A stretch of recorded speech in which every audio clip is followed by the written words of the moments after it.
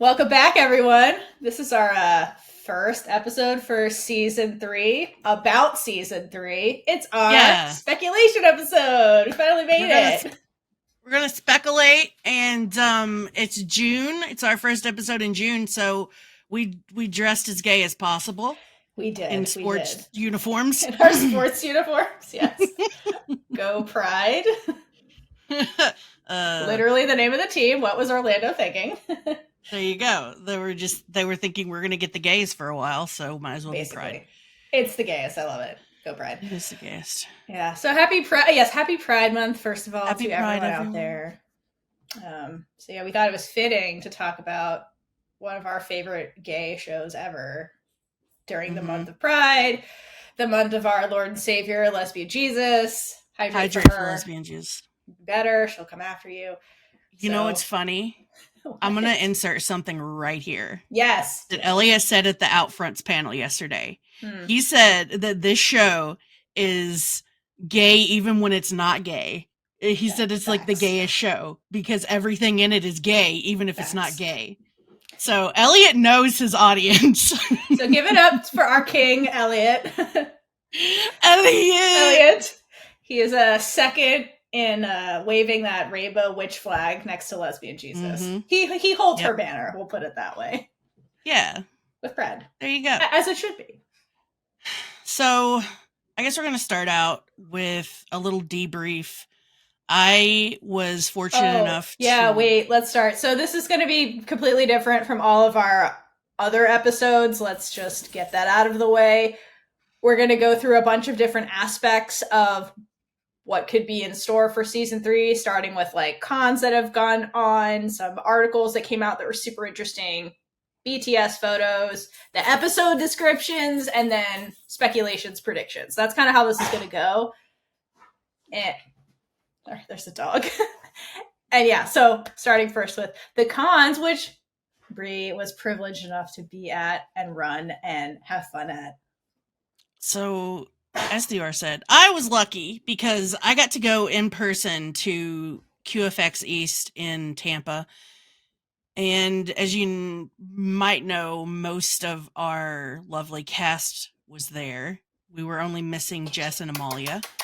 So I got to hang out with these very special people who are, let me tell you, the most down-to-earth and amazing humans you will ever meet. They're all the sweetest, the funniest, and they were so gracious to they just wanted to hang out with us. Like, so they were having fun hanging out with us. And that was amazing. So we got to do some panels. I did 4 panels at the con, and our lovely friend Ames did 2 panels, one with me, which was the big cast panel.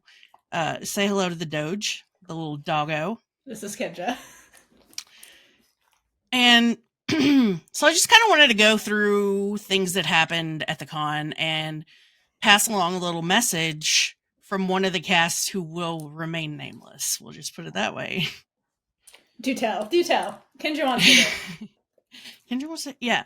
So I know we've all been fighting to get more seasons of Motherland because it's an important show, not only because it parallels what's going on in our world, which was like almost an accident. It is like the show's on fire, the world's on fire. Correct. It's important for representation because this show has, like Elliot said, it's gay even when it's not gay. Just like the real world. Just like the real world. Just like the real world. It's so many parallels. So many aspects of the show that are important, from non-binary representation to queer women representation. Of all ages and of all ethnicities. Just like the world. Come on, yeah. Some men, whatever. That's the short version of why we want to save Motherland for Salem.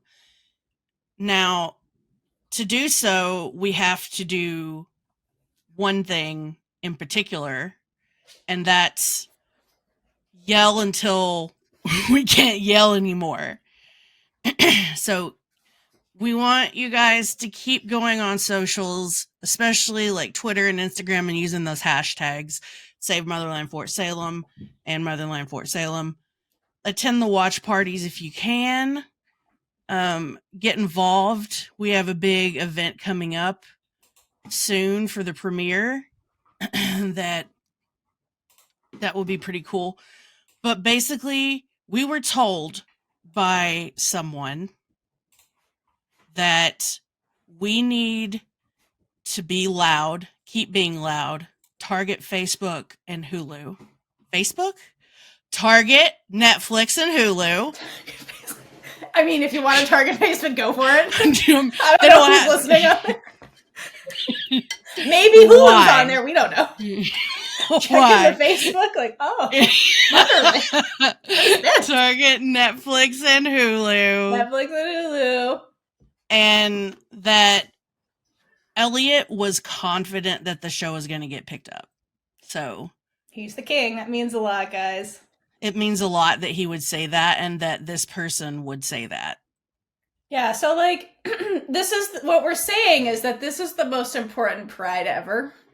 Like right? I mean, besides the first so pride. Important. That was literally a riot. Yeah.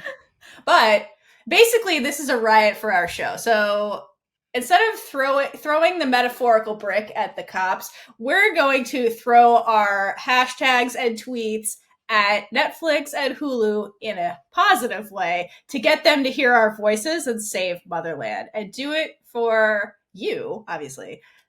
And for Lesbian Jesus, do it for her. Yeah. Please. It's her mom. You want Raylla to be sad. Right? Listen, she's sad enough already. She's always sad. Like, make Raylla happy. Do it for Lesbian Jesus. Even when Jesus. Raylla's happy, she's sad. Exactly. It's like the way when it's not gay, it's gay. Raylla's sad even when she's not sad. Exactly. Kind of like that. But let's make her happy. She believes in you. Lesbian Jesus happy. Yes. Do it for her. This pride. Hulu. Additionally, we can't. So the season's going to air starting June 21st. During Pride. Now, during Pride, when it ends, we still have to keep our voices as loud as possible because that's like the major time period where they're going to be looking at, is there a demand for this show? So after the season airs, we have to keep fighting because that's when people are going to be especially paying attention. The right people, I should say. So what we're saying is this pride goes on until they renew the show. So just live every day like it's pride for Motherland until Motherland gets renewed. That's what we're going to do, guys. Storm and Fury. We're going to fight with Storm and Fury. Storm and Fury and our hashtags. Hashtag Motherland Fort Salem and hashtag Save Motherland. Keep it up. Make your voices heard. Let's do it for them, guys. Yes, please. Yes, please. So as what for else other fun con? So much. There was a dance off. Taylor had a dance off with our buddy Ames, and she freaking wiped the floor with Ames. They were defeated handily. There's a video. It's got a lot of views on it. So if you haven't seen that, I'm A, surprised, and B, go find it. I'll probably retweet it again from our Twitter account. But so we got to sit down with Demetria and Arlen and Taylor. We got to sit down with everyone and just chat, and it was so lovely. We discussed so many things. We discussed how this fandom is a family. We discussed how much they love the fans and how they feel blessed to have us. And it was a giant love fest. Sounds like it. And it was amazing. So we also had some technical difficulties, as you will know if you paid attention to QFX at all, with the streaming, which was unfortunate. And on the it was not the best situation to happen. It killed everyone working for QFX that happened. Like, yeah, they put a lot of work into that, and then just like, yeah, it sucks when something big like that happens and you're trying to fix it in real time, and it's just And it's nothing you can fix because it's on the platform side. right. It's not on your side.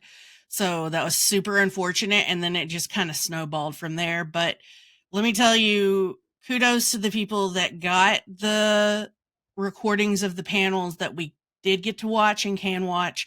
That was really nice. So, and then we had that audio issue during the Raylla panel that was unfortunate, but it gave us a surprise gift in the form of Taylor being completely adorable and calling Amalia directly.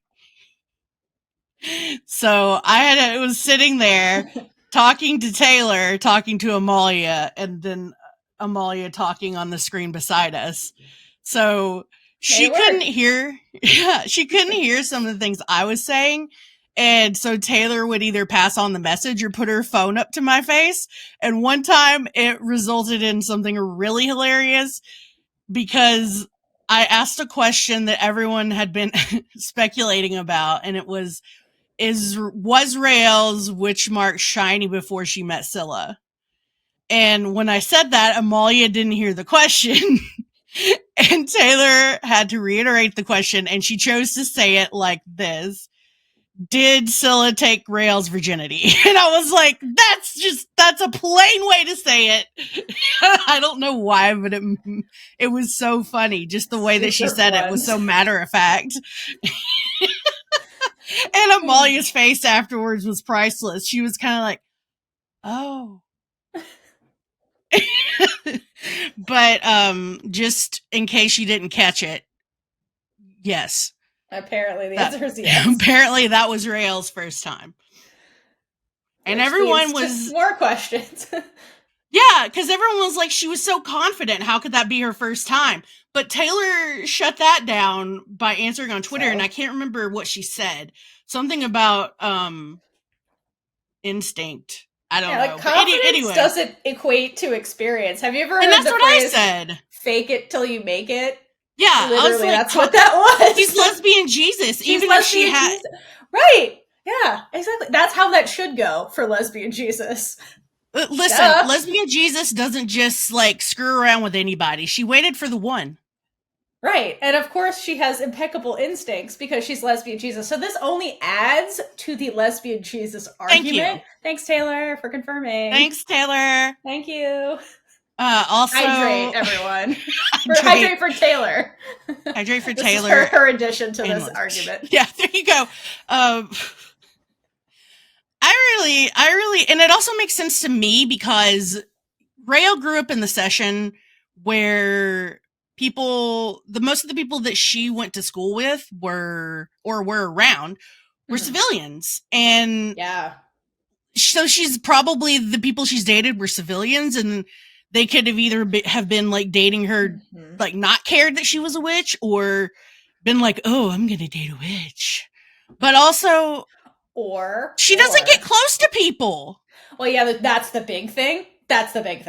But the other thing, too... What are you going to say? So, wait. No, in the session where you have, like, culture clashes, it's very possible that, like, the non-witch communities that are in there, like Indigenous, and then obviously the Christians are in there, have different views of relationships and, like, sex compared to witches, where it's, like, a free-for-all. They're like, whatever! Like, bang whoever you want, we don't care. But, like, so maybe the rules, quote-unquote, social rules are different with the other cultures in the session, and so that maybe rubbed off on Raelle, who's probably the minority as a witch in the session. I mean, they're minorities anyway, but, like, the minority culture would be her, so, like, she probably had to learn, like, I can't just be free love here in the session. When I go to Fort Salem, all rules are off, but, so maybe that led to, like, she didn't have a first time or whatever, but, like, maybe she had other experiences that was like, I know what I'm doing, it's fine, it's gonna be fine.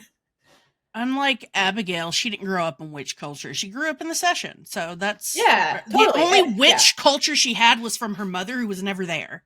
Totally. So, like, Raelle had some experience / exposure to, like, relationships, I guess. And then, like, the other extreme on the witch spectrum is Tally, who grew up in the matrifocal compound. There's no anything going on in that community, like, compared to Abigail's, like, she's on the free love spectrum of the witch stuff. So like Raylla's with in the middle, dudes, you know? anyway. Yeah, with dudes, right? But yeah, so it just may have just been like that's Send me to the matrifocal compound, please. Yes, send me there. I will get on that pottery wheel and kill it. Every day is Pride. The matrifocal compound. Sapphic pride. Woo! Keep the men out. Yeah. Yeah, I'm down. Great. It's like the island of Sappho, but for witches. Is basically what it is. Exactly. No men. I'm down, but same. Anyway, so thanks, Taylor. Thanks, Taylor. Makes sense. Thanks for that, and for doing other things like one of our other friends, Melissa, had got her hands on one of Scylla's. The bought the same jacket that Scylla had in season 2, the yellow plaid stripe. You know, the super gay one she wore. The super gay one? The super gay one? Yeah. That she rolled the sleeves up on. In the gayest way possible? Yes, that one. And anyway, so she got a hold of one of those and she brought it to the con. And they were like, hey, see if Taylor will wear this during the Raylla panel. So I took it and I ran backstage. And I was like, hey, Taylor. And I held up the jacket and she was like, oh, that's Scylla's jacket. And I'm like, of course you know. I swear to God, Taylor is the biggest Raylla shipper there is. Good. So my captain.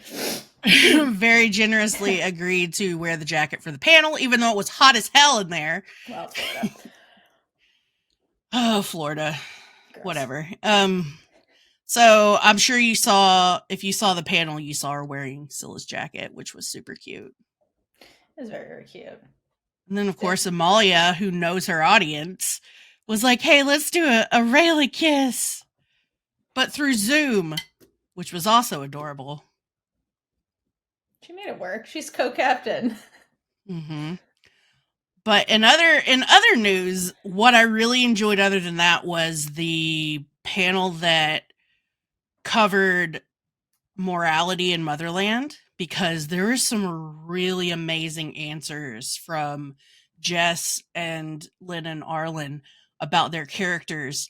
And I think one in particular stood out to me, and that was the question for Lynn on what a General Alder prequel would look like and what aspects of the character she would want to highlight. And she gave this really amazing and eloquent answer about General Alder's life, and just hopefully we can, put a little clip in here of that. Yes, maybe. This is us shouting out our new executive producer, by the way. Yeah, we happened upon our amazing, listen. This woman has my heart. Caitlin, I love you. Thank you, Caitlin. Yeah, Caitlin has generously volunteered to help us out with the YouTube portion of all of this, because she's an amazing video and film person and has her own documentary on the Amazons. You should check it out. You should. It's called Homeless Chronicles. But anyway. Yeah, so if you're watching this on YouTube, say thank you, Caitlin. It literally would not be possible without you. Hydrate for Caitlin. Hydrate for Caitlin, yes. Lord knows she needed it during the con, because she was running around like a crazy person trying to fix every problem. Having just met her, I can see that now. She is very dedicated. I don't know how she did it. But in any case, thank you, Caitlin. And was our little wink, wink, nudge, nudge. But yeah, so. Oh, do you remember any little pieces of what Alder said? Or not Alder. Well, I guess Alder. What Lynn wants to see from Alder? Or the prequel? That's the funny thing is the ADHD memory is bad. So I do remember her talking about just the everyday things. And It's so hard for me to remember. Like I always like who did she love? You know, who did break her heart? Losing her sister has, you know, been one of the biggest losses, and her parents when they got murdered, and that initiated the Alder that she has become. But it's not just that, because I do feel like Alder once was this very pure flower, and I would love to go and explore that. And I think she's had, you know, many lovers and many heartbreaks and, you know, many challenges, but I think she, yeah, I'd love to go and explore all of that. I'm very curious for that too, because of course I made my stories in my head, but it isn't until you've lived them, you know, that you get to shape someone. And I had to do that without, well, we all do that all the time, you know, when you get a character, you just shape what you think has happened. So I would love to explore that. I would love to see her in the battles, you know, when the weapons were still different, you know, just the growth of what a leader goes through when they are at the head for such a long time. What's changed, and how did she have to adapt her? If you think back, like 327 years, that's a long time. And just to see that path that she had to take to get where she wanted, barely remember. It was a busy day. It was the whole thing. We did this whole thing from Friday to Sunday, and it was just jam packed with us doing things, because we had like queer prom, we had cocktails.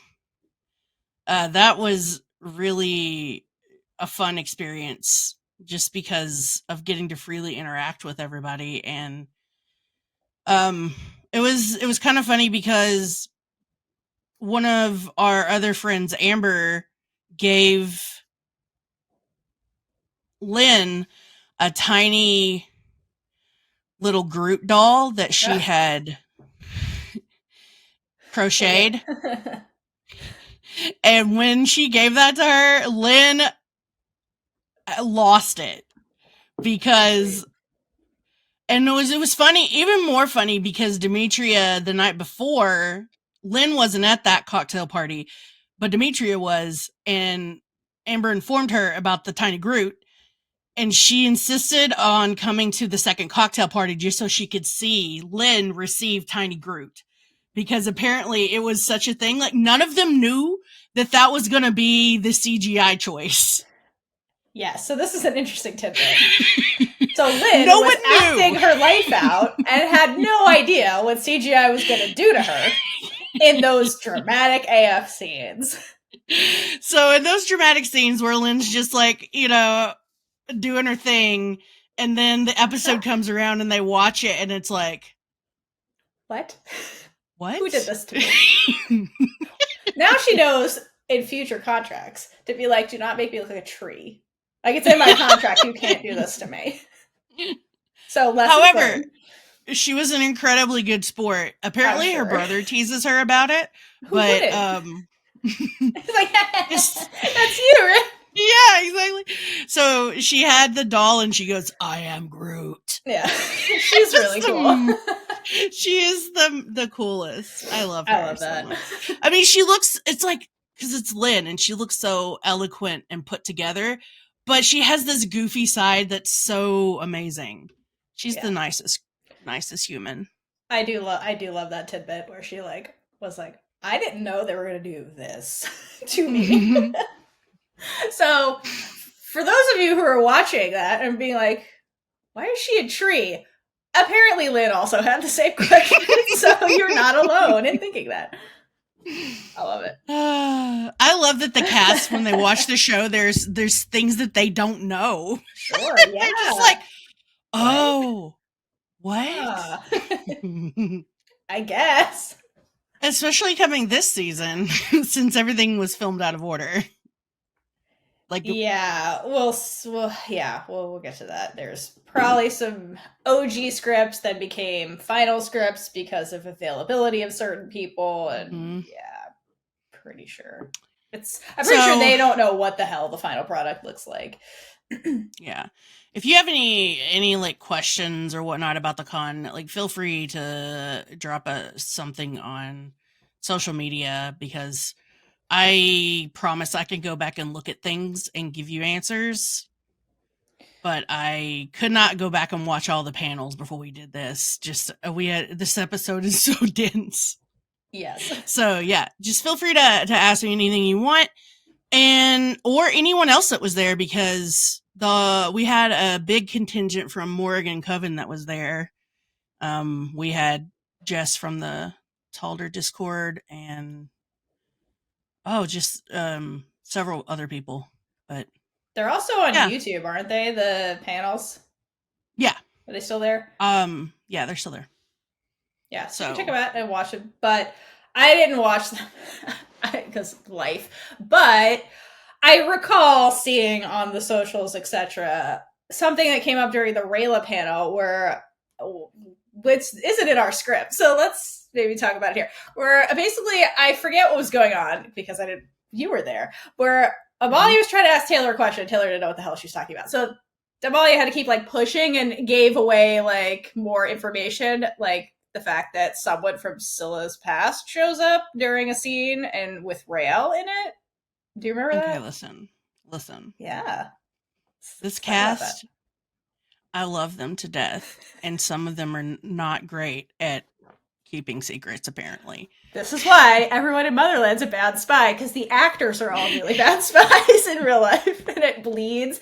When reality becomes art, art becomes reality. That's what's happening here. But I'll say, hey, it's out there on the internets. So what do you think about that? S didn't give anything away. Yeah. S is the best spy of all of them. M's a good spy, exactly. This makes sense. M's a good spy. Also an amazing human, S. Please, please, please go watch the Call Me In panel, because that was an amazing, amazing panel done with Ames and S, two trans non-binary people in the same space who were discussing everything to do with their experiences. So if you haven't seen that, please go watch it on the YouTubes. I'll put links and stuff up, but yeah. In any case, this situation, Caitlin. Yeah, put the links in the comments, Caitlin. Yeah. Thank you, Caitlin. You chose to help us. You did this to yourself. Everyone thinks Caitlin. Yes. She's gonna be like, I quit. No, she's gonna find the worst images of us through this and just still it the whole time. Just leave it. Listen, I've seen her Photoshop skills. We're gonna look ridiculous. Yes. It's fine. It's fine. Do whatever you do. Your worst. You do what you gotta do. It's Pride. Happy Pride to you too. If this makes you happy. Yeah, exactly. Yes. So back to the situation. Yeah, back to the situation. The situation of the worst spy cast ever. Yes. So Amalia was talking about a particular scene where I was trying to get Taylor to remember a specific scene because she wanted to highlight something from it, but Taylor could not remember what the heck she was talking about, which happens to people with head trauma, and me in general with the ADHD. But it was hilarious. We love you. Both of because of the fact that every time Taylor would be like, I don't know, Amalia would give away another detail. So it would be like, Raylla meets someone from Scylla's past. And that was the big thing that should have made Taylor get it, but it didn't. And she's like, we're sitting around a table. Boom. And she's like, okay, so what is she talking about? What is she talking about, guys? It's a damn good question. What is she talking about? What is she talking about? Listen, I need to know. So Table I need makes to know me who this think, person is. Table makes me think it's a conversation, obviously, that's happening. Or it could be strategy planning over tables. So I feel go ahead, go. I was going to say, I want to add the other tidbit that came out because it's important. The other tidbit was Raylla meets someone from Scylla's past and it's difficult. So this isn't someone that she's going to be happy to see. And my first thought is it Porter's parents? Oh, actually, that's a really good one. Yeah, because Porter's parents, well, yeah, allegedly they're still Dodgers, and she couldn't save Porter. So that's still like more trauma for Raylla to revisit because this is Motherland, so Elliot would 100% do that. Oh, I like that. That's a good one. My second thought was Scylla's ex. Yeah, I feel like that's the obvious one, but That's the obvious one that I don't think is it. I don't think that's it either. Like, I can see if it is that route that, like, maybe they're on rocky terms with each other. They meaning Raylla and Scylla. Because, like, let's be honest, this isn't Disney. They have actual things to work It is, through. though. Well, like, in the sense that, like, I know. we kissed happy ever after. Like, no, like, this is real life. And, like, Elliot writes from reality, so he's like, listen, these two are just like, yeah, I choose you. We're gonna make it work. But to make it work takes work. Like, they have things to work through. Like, there's so many conversations they haven't had. So, like, they need to have conversations, and I feel like they're going to in season 3. And so it could be that they're, like, trying to mend their relationship so that's, like, not 100% Disney-esque. And then this other person comes in and just, like, makes Raylla insecure or whatever. So, like, maybe, but also, like, I don't think that that's where they're at in their, like, evolution of their relationship and, like, dealing with relationship stuff. I don't see that bothering Raylla the way it did in season 1. And also, like, Porter is being weird. Like, unless this person is being creepy also and, like, weirdly possessive of Scylla, like, I don't see Raylla giving a fuck like she did in season 1. I think Porter's parents is a really good one. Wild theory. What if, because I have a feeling they're going to essentially, in the session, meet other Dodgers, obviously, and try to, like, rally with them. What if we meet Scylla's mentor from a long time ago, and it's V-Collar? And Raylla has feelings about that because she's like, bitch, where have you been my whole life? You're my aunt. Could be V. We still don't know anything about V-Collar. Just saying. Throwing that out there. That should have been what we told Lisa to ask Elliot. About V-Collar? Yes! Oh, that's so... We're stupid. That is the one thing I want to know. That. She hasn't done that interview yet. Caitlin, ask her for us. Text her now. Or remind us. Yeah, like Caitlin. You want me to text Caitlin? Just text Lisa right now. I was like, why would I text Caitlin to text Lisa? No, it's just an audio reminder. Remind us. Oh, I love it. I love it. When you edit this. But yeah, V-Collar would be upsetting. That would be upsetting because then it would be another family member that's been lying. W-Collar all over again, except in Yeah. It's I don't think it's not the same level as Willa. Willa's her mama, but still, like, what the fuck? Mm-hmm. Like, I spent a whole year thinking my mom was dead, I had no family, and you were out here gallivanting with my future wife. Like, what the fuck? Also, think about from Scylla's perspective. Maybe V's in the spree. Not just a Dodger, she's in the spree, and they meet up with spree people, and then she's like, great, my whole family's like murderers. And then Scylla's like, great, another person that didn't tell me they were related to Raylla. Yeah, then Scylla's like, why does this, how many fucking relatives do you have, Raylla? I need names, photos, this keeps happening. Honestly, I kind of want that because I think it'd be really funny. That was the scenario. Be funny. Like just think back to Scylla's face at the end of episode 1 of season 1. Yes. When Willa says you're supposed to bring me my daughter. Oh my god, it would be all over again. Yeah, exactly. And when they're like, let me guess, you also burn mushrooms on the stove. And V's like, yeah, girl, you also? See that smoke? I guess I'm going now. She's like, no, I flambe mushrooms. I have so many more culinary skills.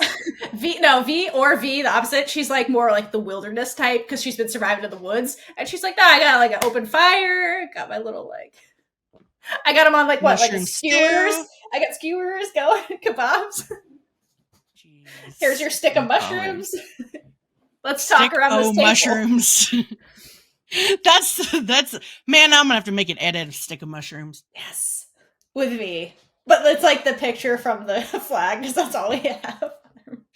Exactly. Yeah. So I love it. V would be, I think Porter's parents are more likely, but V would be really fucking funny.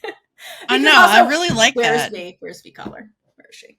That should be a crack fan fiction, is what that is. Or canon, Elliot. Either or. I'll take either. But yeah, it has to be something that's personal to Raylla. Like, and the X, I don't see them replaying. No, I don't see that either. Yeah. Those are the only things I've thought of so far was Porter's parents. Yeah, I like that. It's either a Dodger connection from Scylla's past, or it'd be a Spree connection from Scylla's past. And yeah, Porter's parents would make more sense as the Dodger connection that would like unnerve Raylla. And like I think any Spree connection could potentially unnerve Raylla, but like to have it be a relative of Raylla again would super unnerve her, especially if it comes at a point in the story where like Raylla still hasn't really dealt with my mom as a Spree agent with Edwin and all that stuff. So it could just like really hurt Raylla and make her just spiral more, I feel. And we know that Elliot loves to hurt Raylla. Exactly. So that one would probably hurt the worst. Potentially hurt the worst, depending on how it's handled. So Elliot's pretty mean towards Raylla. So either are viable torturing methods for Raylla. Yeah. Through Scylla. So thanks, what are your... Yeah. Good job, Amalia. Good job. It's on brand for Scylla. Way to be the worst spy ever.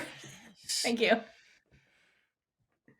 But here's my next question. What do you think V stands for? Ooh, okay. So I've thought about this a lot, and for some reason my brain keeps circling back to Velma. I don't know why. Really? Yes, Velma. All I can think about is Scooby-Doo now. Yes, I know. Like Spies and Scooby-Doo. I have such a crush on Velma. I mean, she's the Off gay topic. one. So. Mm-hmm. Well, I keep coming back to Victoria. I don't know why. Oh, I like that. I don't know. I was just like, because like Willa is such a like earthy like version of like an Anglo-Saxon name. So I feel like Grandma Collar would probably. What if it's Villa? Listen, I'll take that too. Villa. We don't know they're not twins. That's all I'm saying. Scylla, Villa, and Willa. You're right. It has to rhyme with Scylla, and then that's what's also unnerving for Raylla. She's like, why does everyone's name rhyme with future wife's name? This is except me. What the fuck? It's that point in your relationship where you realize that you're marrying your mother. Right. So then Raylla has this crisis of self where she's like, what is wrong with me? This like sapphic Freudian shit that's going on with me. She's got mom issues out the ass, so it makes sense. Aunt issues. Like I have issues. What goes on in the session is my question. Is this okay? I don't know if we want to know, honestly. You know, we got like jokes about the South now in America and incest. What goes on in the session is my question, Raylla. And it's like, no, what goes on in the session in the white communities? Because the indigenous people are like, that's white people shit. It's white people shit. It is white people shit. Have you ever seen the TikToks that are like that? Yes! I love it. They're so funny. That's some white people shit. It is. So, yeah. It's fucked up. Witch or no witch, that shit's fucked up. So. Yep. Anyway. I love that from where we started, we got all the way to incest.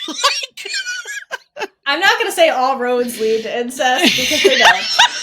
But this one did. Please. Oh, I'm so sorry. Yeah. Woo! All right. Damn. Well, if it is, leave it in, Caitlin. It's up to you, girl. If it is V, then she's got questions to answer. There's so many questions in answering if it's V. Good Lord. Good Lord, V. We need to put out our wanted poster again. Yeah. Bring that shit back. But like put rainbows on it for Pride. Yeah, it's this Pride, everything. Please help us find V. Well, listen, that could be a whole nother meeting during Pride. Go find V. Let's be honest. Yeah. Scylla found the V. And so did Raylla on her first time. So good job, Raylla. Hydrate for Lesbian Jesus. Yay! Oh, that's a good one. Yeah, hydrate. Hydrate yourselves. Okay. Right. Any more speculations about that? Because that was fun. Yeah, if anybody has any more to say about the whole V collar situation, let us know. Yeah, or literally anything we say in this episode. Share your thoughts Or and anything feels. we've ever said. Or ever.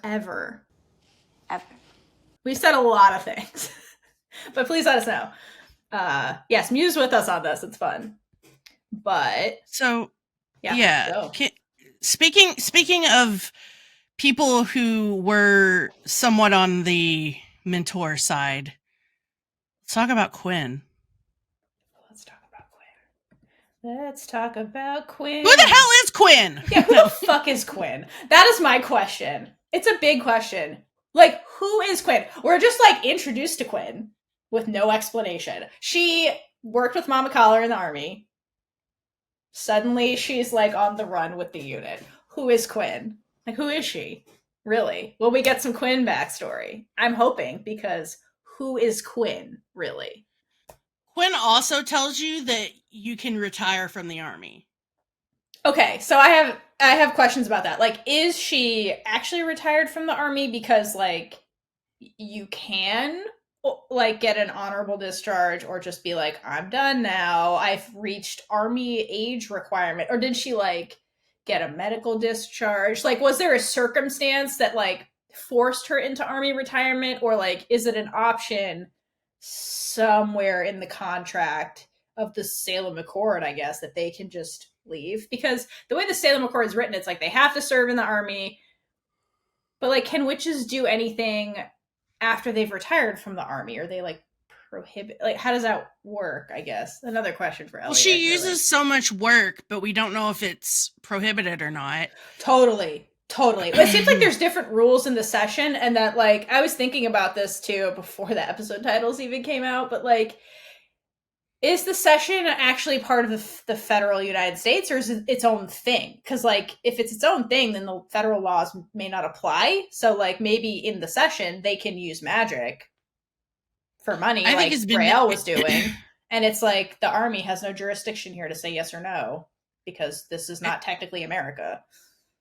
Because basically is its own thing, so it has its own government, but witches from the session are still required to report to Fort Salem.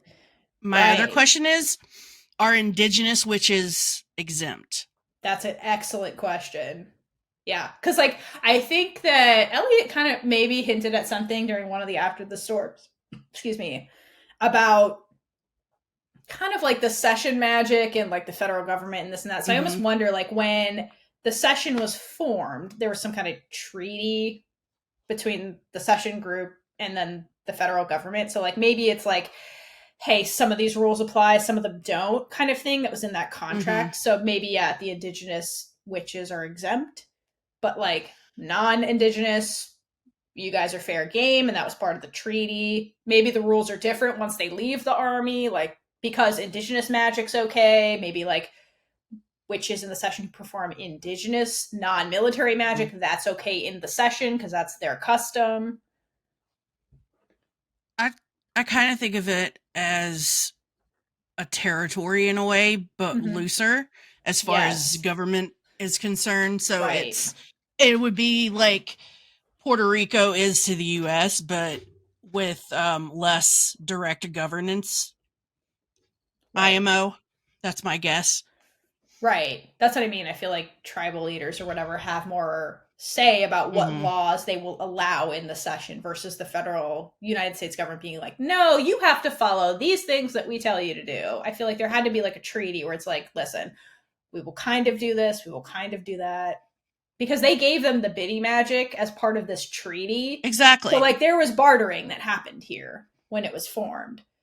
So I feel like question it's looser laws with the federal government. Could they cancel the biddy magic out? That's my yeah. Right. I mean, not that she's using it at the moment. Well, no. I think the mycelium is the new biddy, but yeah. Yeah, I don't know. Anyway, yeah, it's interesting. Who is Quinn is my question. And like, I think what we know about, I think my background for Quinn is that she grew up in the session, probably. I don't think she moved there after she left got discharged from the army or whatever happened there. I think she grew up in the Session, so she was exposed to all the same things that like Willa and Raylla was exposed to, like pre-army, post-army. So that being like different cultures, anti-witch sentiment, like Dodgers running rampant, like things like that. And then, you know, when she retired, she's still like using her healer magic to help people for like cash. So she's not opposed to using magic. I think she's the type of person who's like, I want to use it for what I see as good. And that's kind of like how Raylla is. So I wonder if that's the sentiment in the Session with like how magic is viewed instead of it being this just like war thing. They're like, there's other ways to use, there's other reasons to use magic, right? And like, we're going to do it. And so I wonder with this like upbringing she had in the Session, kind of like Raylla, if she's probably somebody who's more in favor or at least more open to the idea of like witch independence.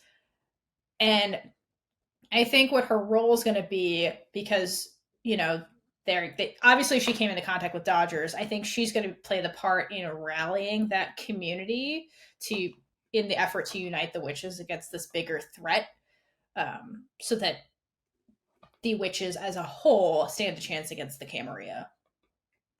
Quinn strikes me as the go-between with the Dodgers and the Army. Exactly. Yeah, exactly. I think she's going to be that liaison. And I don't think she's related to anybody. Personally, I've seen theories out there who's Quinn related to people. I'm like, I don't think so. I think the magic she was doing. Collar. Yeah, that doesn't make a lot of sense to me. I think if you're basing it on the magic and the fact that she knew Willa, like that seems to just be Session magic. I don't think that's... Or Willa invented it and then taught Quinn because they served together as healers. So she's like, hey, you should probably learn this. This is a good method of magic. Like, and they taught each other. But I think more likely that's magic that came from the Session, not just like Willa. But I think that's her role. I don't think she's related to anybody. I think she's just like cool with this independence thing. I think maybe she was super close to Willa. And so by extension, she really does want to look out for Raylla, like genuinely. And so it's more likely to be like, yeah, I'll be a fugitive to save you. You know, Willa's my best friend. They might have grown up together and just happened to both be fixers. Exactly. Right. Exactly. Yeah. So, which leaves the question, like, how did she not know about Willa? But here's the thing. Quinn used blaster magic too. Uh-huh. Yeah. So who is Quinn? No, but she said she was literally running Foxhole to Foxhole, like healing. So it leads me to believe that like her role in the army was fixing magic, but that doesn't mean fixer. But she didn't learn blaster magic. No. Yeah, everyone learns all the magics, but it was just like I just remembered that she did that, and I was like, because Scylla was like, "Can you teach me that?" And I'm like. You could learn that yourself, I imagine. Miss comes up with magic witch texting out of nowhere. Let's be real. Scylla could have done it right then and there if Edwin didn't run up there. She'd be like, oh, this? Oh, look, it's raining more hail. Fuck you, Scylla. Jeez. Are you so good at everything? God damn it. Why? But yeah, that's what's going on with Quinn. Yeah, that's Quinn. But, yeah, so... That's our questions about Quinn. If you have any theories, let us know. As always. But, speaking of weird shit, what about the witch plague? God, that thing. The weird, not a virus, not a... What the hell is the witch plague? What is the witch plague? What is it really? Truly. So I was thinking about this, and I'm like, all right. Yeah. So it's obviously some kind of living entity. And I wonder, like, based on just, like, evolution and, like, ecosystems and, like, organisms creating niches, if, like, when magic kind of evolved, because, like, we've talked about this before, but magic probably, like, predated humans. And so there are probably, like, organisms, maybe mushrooms, I don't know, that could, like, kind of do magic, but, like, not on the scale of, like, Sarah Alder, you know, summoning the heavens to make tornadoes, but like probably little creatures that could kind of harness magic on like a small scale.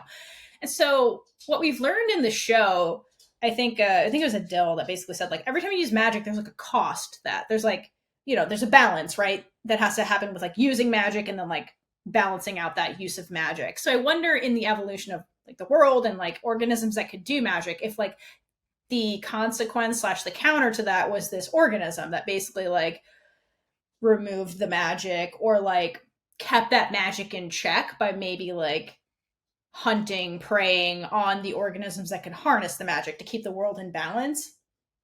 And then I wonder, like an evolutionary balance. Yeah, totally. Like for example, like, you know, when organisms die, the thing that kind of like counteract the death and make it into life is like the mushrooms that like decay the body and like things like that and like turn it into something else. So I wonder if like the witch plague kind of serves that function, but like for magic that's like put into the world kind of thing to like recycle it and like, you know, keep the world in balance. So there's not too much magic versus no magic kind of thing. And so Hearst just found it and yes.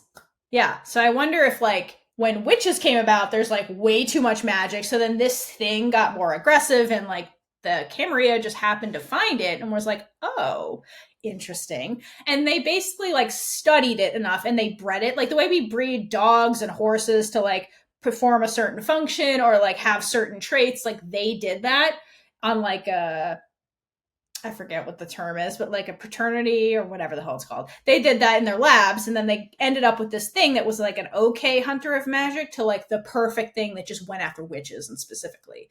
And so that's how we got this apex magic predator. Exactly, an apex magic predator. So they basically like took something from nature and then like boom, harnessed it to just be a weapon, which we do with all kinds of things like poisons and things like that. So I wonder if it's like the organism version of that's like, you know, going after magic. Yeah.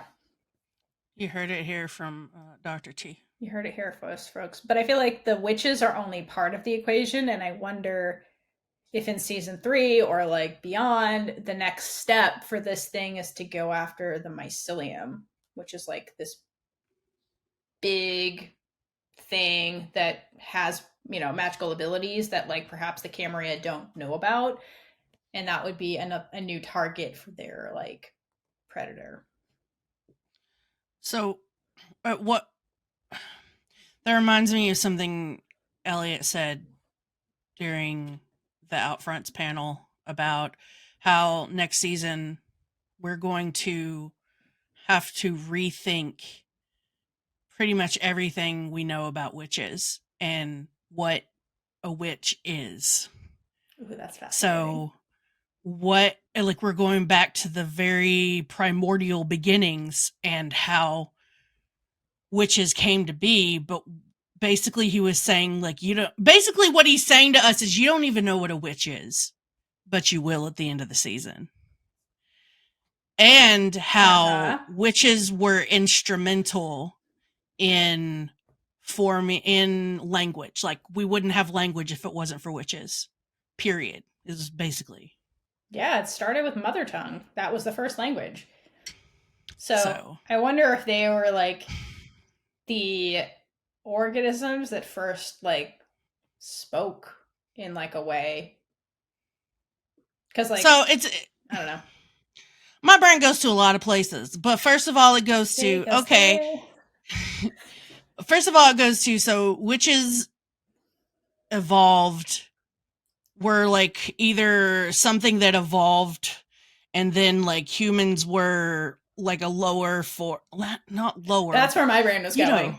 Yeah, they were just like a genetic anomaly that couldn't do magic. And then it's like they got mad and here we are. Because so it's like, just remember our ancient ancestors, there were different you know, like, because you had Homo sapiens, you had Neanderthals. So it's like different versions of that in my brain. But it also goes to, is he about to pull some alien shit? Like, we're witches aliens. No, I don't think that's where he's going. I think it's your version, honestly. Yeah, it's like of the earth, like these were actually different species of human. Was this the first human?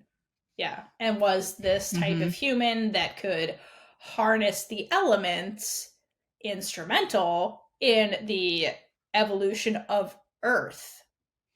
Because we know we don't have technology like we do in our world. Correct. So all technology has come from this species of witch. Yes. So, yeah, who like let's. I mean, I'm sure like humans made some stuff up too. But. Yeah, they made. Well, I was gonna say guns, but we don't know if there's guns in this world. They made spears or some shit. They made buildings, arrowheads, buildings, traffic laws. They did stuff. Yeah. So, but yeah, I wonder too, like, because they've mentioned, who was it? Somebody said some line in the show where they're basically like, you know, the Tarim can move the earth or like create land where there is none. So again, like, we're, you know, the earth magic people, like, were they the ones responsible for making mountain ranges and like islands and like, again, literally shaping the planet the way it is, kind of thing. So that'd be interesting, like if they were like the first species, and then like what you're saying, I'm more inclined to your version, because if, you know, if it's Elliot, he's combining with reality, which would be there's probably a genetic anomaly that led to like somebody who couldn't do magic, and then that became more and more common, and again that would be a natural way to balance all this magic that was happening potentially by like removing that gene. No, and utterly ties into what you said about the witch plague. Right. So yeah. And also, like, it's not that there's a cosmic will being like, stop this, witches, here, your offspring has no magic. It's just like genetics. Like, over time, like, there's going to be a mistake, and then you get an offspring that doesn't have a specific trait. And maybe that was like a dominant trait, and then their offspring just don't have the gene, and it just happened naturally all over the world, and then you just ended up with these populations, and then what do human beings do? They fight each other when they're different, and so you probably had genocides and like all this stuff, and like religions that popped up, and just, yeah, anyway, it led to more witch genocide until they were hunted to the point of extinction, had to hide themselves, things like that, and here we are today with that coming back. You know, at the end of season 2. Thanks, humans. Thanks, humans. You never change, do you? But speaking of that theory, there was a super fun article that came out in February this year. You guys may have forgotten about, because I almost did. Yeah. Where essentially, they were talking about where the casting came out, and there's somebody who's cast to be a prehistoric witch. The actress name is Jonah Areti. And so this article basically talks about how, like, that's weird, a prehistoric witch, but based on what Elliot's saying, it sounds like, you know, there's going to be some tie-in to the past, like the OG witches, not just the witches that made the mycelium in Alder's day, but like way back, things that predate Alder. And so in this article, they're basically talking about like, well, how are they going to do that? Is this going to be like, is Alder gonna like see something in the mycelium where technically all the witches are? I don't know about that, because I feel like the mycelium started with Alder like 300 years ago, so maybe not. Or is this going to be some like flashback that Elliot does independent of that? Or maybe Alder like harnesses the witches in the mycelium to commune with witches in the past or something. But I feel like Alder is like the obvious link to whoever this prehistoric witch is. But like, who is this witch? And like, if there is a flashback or a discussion with Alder, like, how does that really tie into everything? So it's really interesting that Elliot's going to be like, well, I'm going to shine a light on what the fuck witches even are. So maybe it's like, let's take a moment and revisit our roots to like learn from the past and move forward how to beat the ancient enemy. Because I wonder if, like, they say ancient, did like the prehistoric witches and the origins of the Camarilla come about? Like, when did the Camarilla come about? Like in the prehistoric time, or like in human civilization time? Like, you know? Yeah. How ancient are they? But there's a little clue about that in the episode descriptions that have come out on Rotten Tomatoes. Yeah. Oh, there's the link, basically. Like, I don't know if you want to. I don't know if we'll get there, but just put a pin in that. I mean, we can jump to that. That should be our other catchphrase. Put a pin in that. Okay. And also, fuck you, Elliot. That's the other one. We have questions for you. A lot of them. So yeah, there's episode 4 of season 3 is Happy Yule, and the episode description that came out says the unit spends the Yule holiday plotting their next steps. Alder seeks out another steward of the first song. Right. So is that the prehistoric witch? Yes. Was the steward of the first song, and there's a lot of them? Is there like a council of prehistoric witches that we don't know about? Yeah. Elliot? But like the steward of the first song, that's an interesting way to put it. It is, because steward implies to me that they're the caretaker and the holder of the first song that's not supposed to come out. Right. Do they need the first song to defeat the Camarilla? That, and also like the first song. So is it like the first magic that ever happened? Yeah. Or is it the first like major one that can like really change the earth? And so that leads you to think like, again, the first song, did it come with the first humans, or did like humans kind of evolve for a bit and then witches learned like language? Maybe they were witches and like language had to evolve first because witches, and that could just be minor magic, just like language in itself could be magic. And then eventually that language and the mother tongue evolved to the point where they could use the language to harness the elements. So like maybe that's like the evolution. If witches came first, maybe that was like the progression of kind of how that went. And then they're like, wow, this is really scary and powerful. What the hell did we just do? Because like, think about it. Like that'd be crazy to like talk and then a mountain pops up. And that's like terrifying, right? You're like, what just happened? So then your council of witches probably got together to talk about this. And they're like, okay, this thing you just sang, you can't sing this anymore. You get to guard that. And so maybe that's kind of how that happened. And maybe you had witches who were like, fuck this, I want to use magic. I'm going to sing whatever the hell I want to sing. And then, you know, did could be stuff. that. Could be. Or maybe this or first... it's the Sorry, go ahead. absolute thing that started everything. Yeah, like, that's what I mean. There was no earth, or there was no like anything until the first song happened, and then they were like, oh, hey, first song, we box that in, please. Or maybe the first song was something that was like truly devastating, like whatever it was. And maybe it was like a weapon in a way. And they're like, you can never unleash this particular song ever again. Like all this minor stuff we've been doing is totally cool, but this needs to be kept under wrap because the consequences of this were just too much. If it gets in the wrong hands, like that could be bad. The daddy of all atomic bombs. Yeah, maybe. And maybe like, bombs. I wonder, I have to imagine that whatever this first song is what Khalid's guarding. Because she's the ultimate link to like the past. Khalida. I bet you she knows it. Or maybe doesn't know it, but it's like in her blood or whatever. Knows it exists and knows of the mythology of it. Yeah, exactly.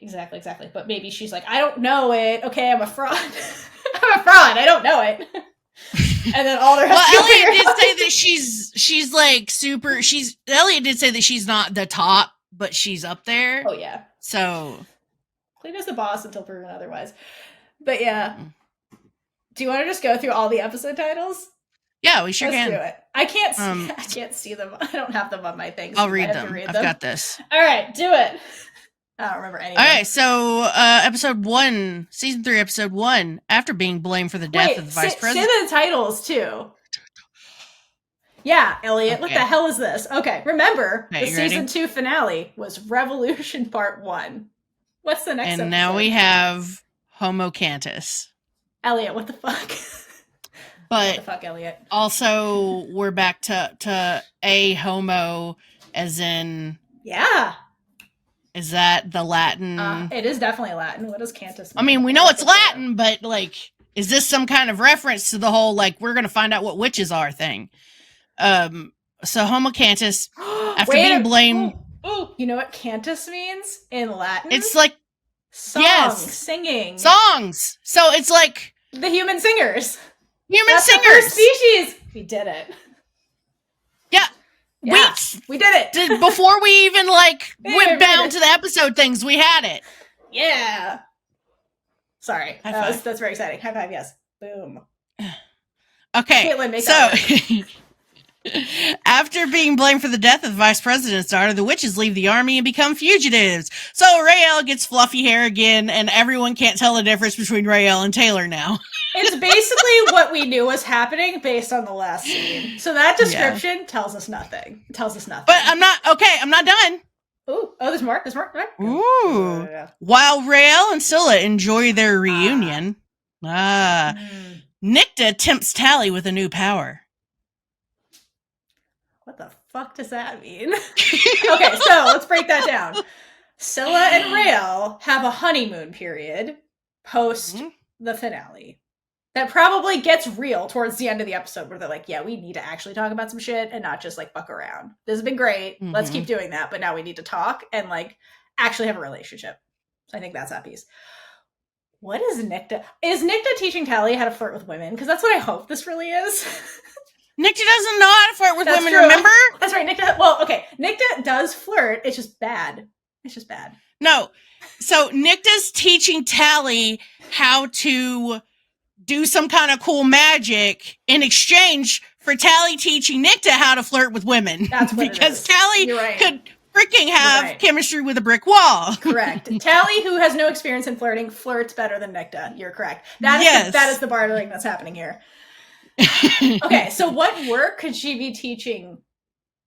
Think about this. Tally would have a moral issue with magic that would subvert people's wills. Correct. I agree with that. I agree. So it could be something in that area since that's spree magic. It's definitely spree magic, I would imagine. I think it's spree magic because, like, we still don't really know what Nicta did in the army. Like, she was a sergeant, but, like, what was her specialty? Because, like, could she be tempting her with some kind of military magic that Tally hasn't learned yet, that Tally would be more, like, open to learning versus, like, spree magic? I feel like they're going to have to learn spree magic to survive, but I'm wondering if it's, like, because Tally, I feel like, is going to, like, internally struggle with, like, literally this whole situation. So I wonder if it's military magic, maybe. But I don't know what Nicta did in the military. I'm going to stick with my spree magic theory. I think spree magic makes more sense. Maybe it's spree magic we haven't seen yet. It could be. It could very well be. Because maybe they have a different version. Yeah, maybe they have like spree magic lessons. Because I feel like they're going to have to know something. Because their faces They need to go to Nicta's glamp camp. Yeah. Well, they're already in a glamped out. What was that Vanagon Senior Citizen party bus? So they're going to have to accept some spree magic is what I'm saying, because Tally, Abigail, and Raylla were on national television killing the vice president's daughter with their faces. So they're going to have to go in disguise, and if they don't, I have issues with that. They were literally on the news killing Penelope. So I feel like Nicta, for their safety, is going to have to like teach them some spree magic. But I wonder if she does, like, you know how Quinn was doing, like, whatever that barn magic talent show was? What if Nicta does the same thing? She's like, hey, I made other magic that's, like, not murdering. Look. And she does something, and Tally's like, wait, teach me that. This could be useful for something else. Maybe. The way Scylla took Nicta's magic, she's like, that's cool. How about we use it to do this instead? Like, maybe Tally needs it for, I don't know. I have this weird feeling Tally is going to, like, get a prophecy vision. And I wonder if it's through Nicta's work. That's what I think is going to happen. Could be. Because she Could sees be through her connection with Alder, too. Maybe whatever Nicta teaches her lets her reestablish some kind of connection with Alder. Because they did cut that off, Isadora. Yeah. Well, actually, wait. Maybe, I mean, let's be real. Isadora is not an alchemist. Isadora is not a pharmacist. Maybe her meds don't really work. They just suppress it, but they don't truly cut the connection. So when Tally goes on the run, she runs out of her Isadora pills, and the connection comes back. Unless Isadora is like a pharmacy and she's like mailing them to Tally. She's like, take your pills. I really wanted to just say on the bottle Isadora pills. Isadora pills. Take one for reasons. Take one daily for reasons with food. So okay, well I like that idea. I like the magic having to do with some kind of connection to Alder, because like they need to convene with Alder for like plot reasons. So Tally would be a good vessel because Nick is not doing it. Yeah, No. Based on our discussion with Arlen, that's not disaster. happening. No, so Tally would have to do it. Episode 2, The Price of Work. Is that a play on The Price of Salt? I was just gonna say that. Alex, is this the gay episode? The price for those who because don't we know. had homo. No, did Elliot write this during Pride? Is my question. Yeah, so we had homos singing, super gay. Then we have the what was it? The Price of Work, which Okay, for those that don't know, if you've seen the movie Carol, if you're queer, you've seen that movie. It's based on the book The Price of Salt. So super gay. By Patricia Highsmith. Yeah. Go read it. And she wrote that book because she was freaking tired of all of the queer fiction having sad endings, and so she wanted one with a happy ending. Yeah, it was the first one to have a happy ending. So maybe that's Elliot being like, "Don't worry, queers. Something bad's gonna happen to your queers, but it's gonna be happy at the end. It's gonna be okay. Price of Work." Wink. So the wink, wink. The description is the group sinks. The group sinks. I can't talk. Wow. All right. What's happening? They sunk. The group seeks sanctuary in the mysterious session. The unit learns the Camarilla is directly targeting the mycelium, inspiring them to strike back. Petra and Anacostia work to determine President Wade's allegiance. So let's start with the first bit of that. Okay, so I feel like if they're getting to the session in episode 2, then episode 1 is them on a road trip.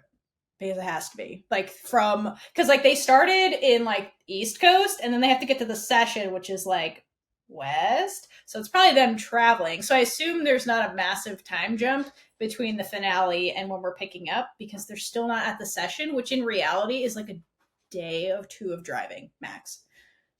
So either that or they made a pit stop and were hiding out for a while. Which doesn't make a lot of sense, but also you never know. Yeah, or maybe they had to take a creative route to get there that involved hiding. Mm-hmm. Maybe they had to get into Canada to get into another country to get away from the federal government. I mean, they also filmed in Canada, so they were definitely in Canada. I'm going to note for listeners / watchers that Theora hasn't seen the promo. No, I definitely haven't. We're gonna watch it. Yeah, I want to watch it for the first time while we film this. So at this point in the episode, she's blind. I have no idea. I'm literally just musing blind right now. She's riffing. I'm riffing, and I'm trying not to influence her. You can point out all the ways I was wrong when we watch it. Oh, you'll know. Damn it. Yeah. So I think that the most interesting part of this is that the Camarilla is going to target the mycelium directly. And that to me says something's going to happen to Raylla. Something definitely happens to Raylla because we have to excuse Taylor's absence from filming. If you don't know, I don't know what rock you lived under, because most people that listen to this podcast, I'm not going to say that. If you don't know, the world sucks. Maybe you just forgot about the world sucks. Maybe you forgot about it. Yeah. So Taylor had an accident during filming season 3, a car accident, and was out for quite a while. And then, so they had to rewrite the entire season and redirect everything to work around her recovery time. So there are going to be episodes where she is absent. Yes. And we have to take that into account. Raylla shippers manage your expectations, but also don't get mad about it because it was poor Taylor. Yeah. This is just reality seeping in. That's why I think that they had an original script and then that happened. And because of time constraints and money, they had to get it filmed. So I think they had to write Raylla out of a portion of this season where she was supposed to be in it. So yeah, I agree. Yeah. Manage your expectations with how much screen time Scylla and Raylla are going to have, because I think Elliot probably wanted more, but then they physically couldn't do it because one part of that equation was literally out of commission because of an actual real life car accident. So I think in order to justify Raylla not being there, what has to happen is she has to get kidnapped by somebody. Either the Camarilla one party or the government finds Raylla. Like, it has to be one of those two if she's getting kidnapped. Either that or she's like in the mycelium. That would be wild for her to get into the mycelium. Maybe. That'd be wild. Or like her body somewhere, like whatevering. Oh, she's in a coma. Okay, I can see that. Her mind is in the mycelium. That would be wild. And they can't fix her out of it. Take into account the fact that Taylor did come back or did stay later than everyone, and I believe Amalia did as well, to film more scenes. So they may have put scenes into the episodes to kind of explain why she's gone. So. Yeah, I mean, that makes sense. She's in some kind of magic coma. That's my theory. That's not a bad one, because I was like, that would suck if she gets kidnapped again. We just did a kidnapping. I know, like we just did that. Can we not have it? And I just know from like anecdotally from all these cons and stuff that like Scylla has energy and smoke for Albin. So I'm like, I feel like the Camarilla has to be involved in whatever this is that's explaining Raylla's absence. So I like that if the Camarilla attacks the mycelium and somehow that paralyzes Raylla in some aspects and she's connected to it, and then Scylla would have smoke. So they poison the mycelium and therefore poison Raylla through the mycelium, right? And then she's kind of stuck between the like real world, like she's in purgatory. Yeah, basically. Exactly. When is Raylla not in purgatory? Now she's like in a worse, more literal purgatory. Yeah, that would track. I like that. I think that makes more sense. So that's one. Okay. What was the other part? Petra of that? Wade, right? Wade. So Petra and Anacostia determined President Wade's allegiance. Here's where they go with President Wade. Ooh, so she's not with the Camarilla. No. But bitch ain't with the witches either. No. She out for herself. She's with Wade and Wade alone. Right. Yeah, exactly. Because as a politician, her goal is to get reelected. And she needs voters. And the majority of the voters aren't witches. And they're mad. So she's going to try to win them over. And she sees the Not Our Daughters movement happening and is like, wow, I need to calm this shit down before there's a civil war and before I get removed from office. I have to pander to my voters and show that I'm tough with the witches. So I feel like she's going to do like the straw man bullshit that the politicians here do, where they're like, yeah, we're so, we're against crime and we're against this and that. And so the witches are now the boogeyman. And so they're like, we were going to basically kill Abigail, Raylla, and Tally for what they did. They're gone.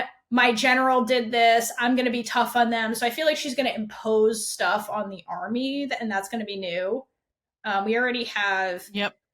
In, I forget, the episode after the testing center debacle, they were in a press conference with Petra and VP Silver. They were talking about this new task force that was created, where it's like a civilian group that basically is going to have like oversight into witch affairs, which is new. And I really think that's going to play a big part in this. So maybe Wade gives them like authority to do all this stuff that's never happened before. And I think they're going to infiltrate Fort Salem that way.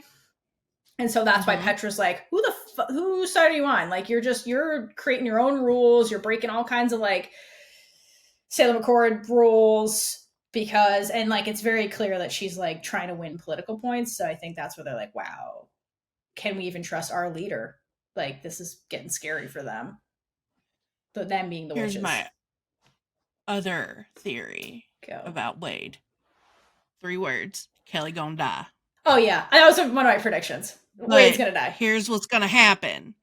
The Camarilla, a.k.a. Hearst and Silver, are gonna, especially, but Hearst, are going to kill President Wade and make it look like the witches did it. Yes, I agree. Yeah, they're gonna make her a martyr, and they're gonna kill her because they want VP Silver to be the president. Yeah. Totally. That 100% is going to And that's the best way for them. They're super politically savvy like that. Yes, and they've infiltrated the government on all levels. Cops, judges, now the president. It's what the Republican Party is doing in the United States right now. Sound familiar? Camarilla knows how to spin a story. Yeah, and they've got their angry white people American mob. politics for the win.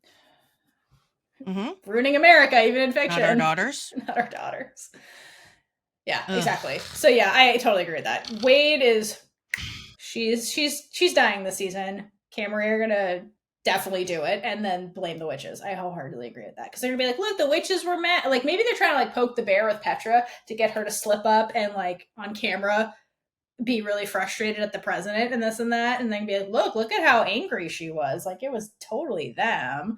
And they'll probably use their like the way they kill her is probably going to be through their bastardized magic, and they'd be like, only a witch could do this.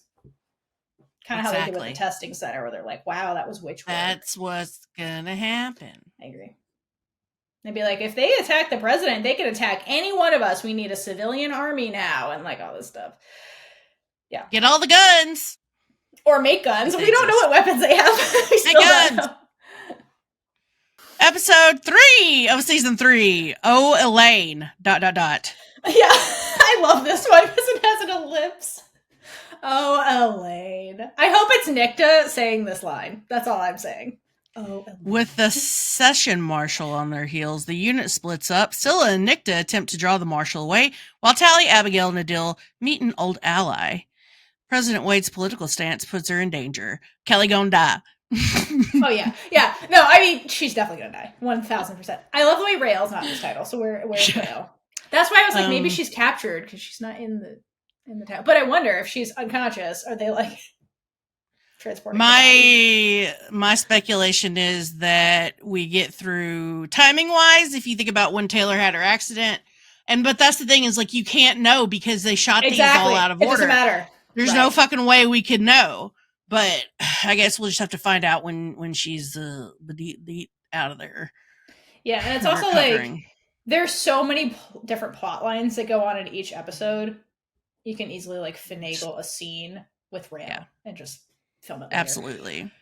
Yeah. So I don't know. That's gonna be interesting. And then I wonder who Adil's group is gonna meet up with. Like, is it M? And is it like somebody from the army, or is this somebody like from Abigail's past, maybe a Tareem person that's hiding in the States? Which I don't know that would be a thing. Who is this old ally? Like, old ally of who? Is it Scylla's past person?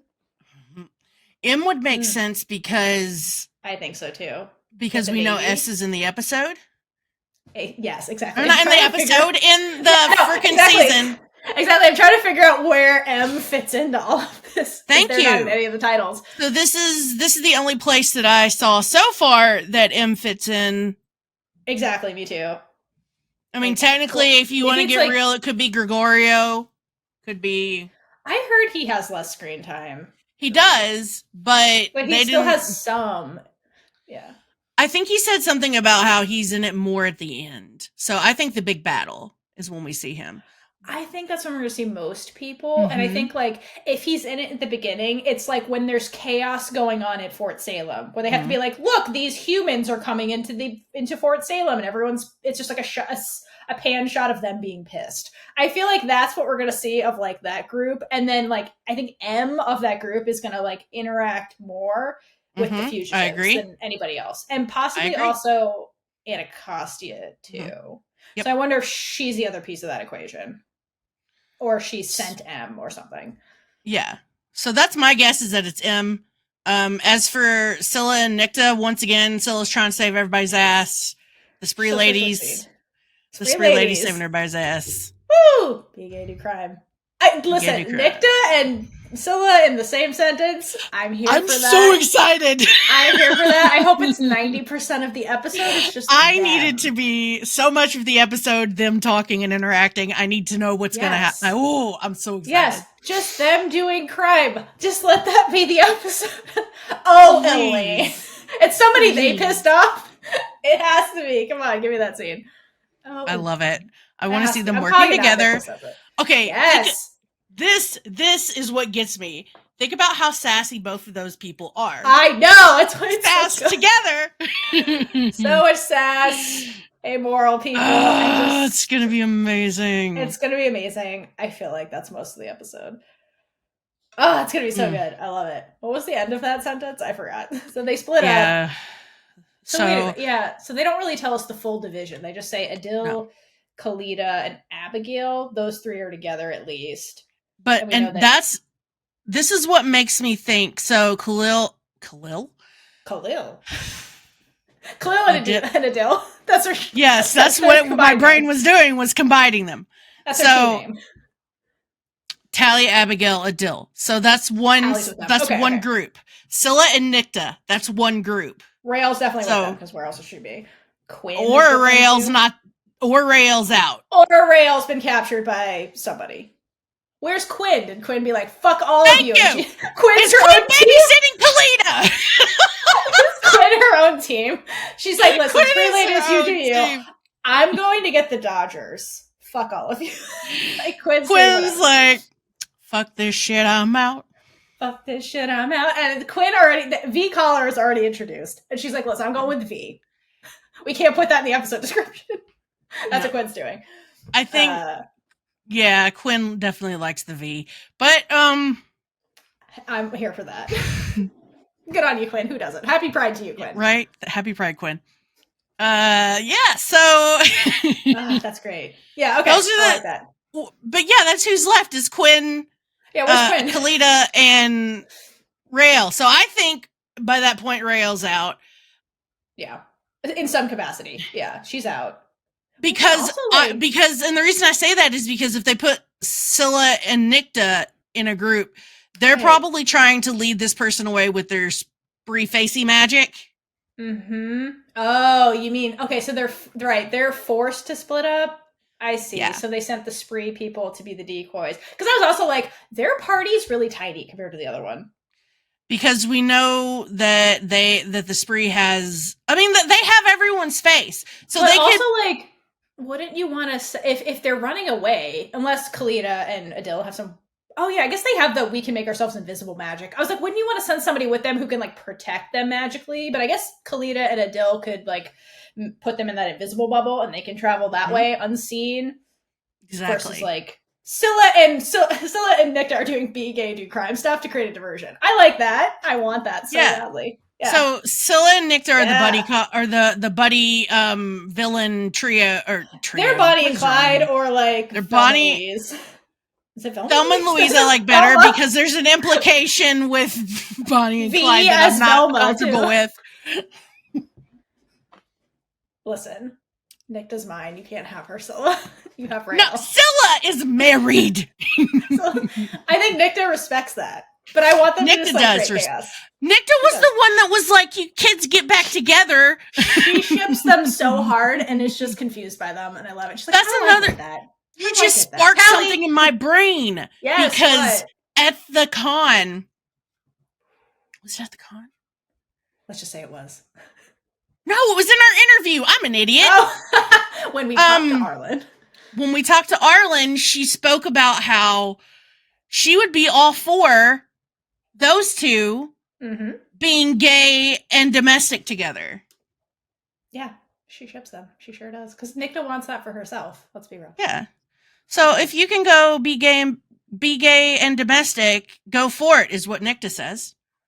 Go forth and be gay. She wants you to have the choice. She wants you to hydrate for Lesbian Jesus, is what I'm saying. Yep. So there you go.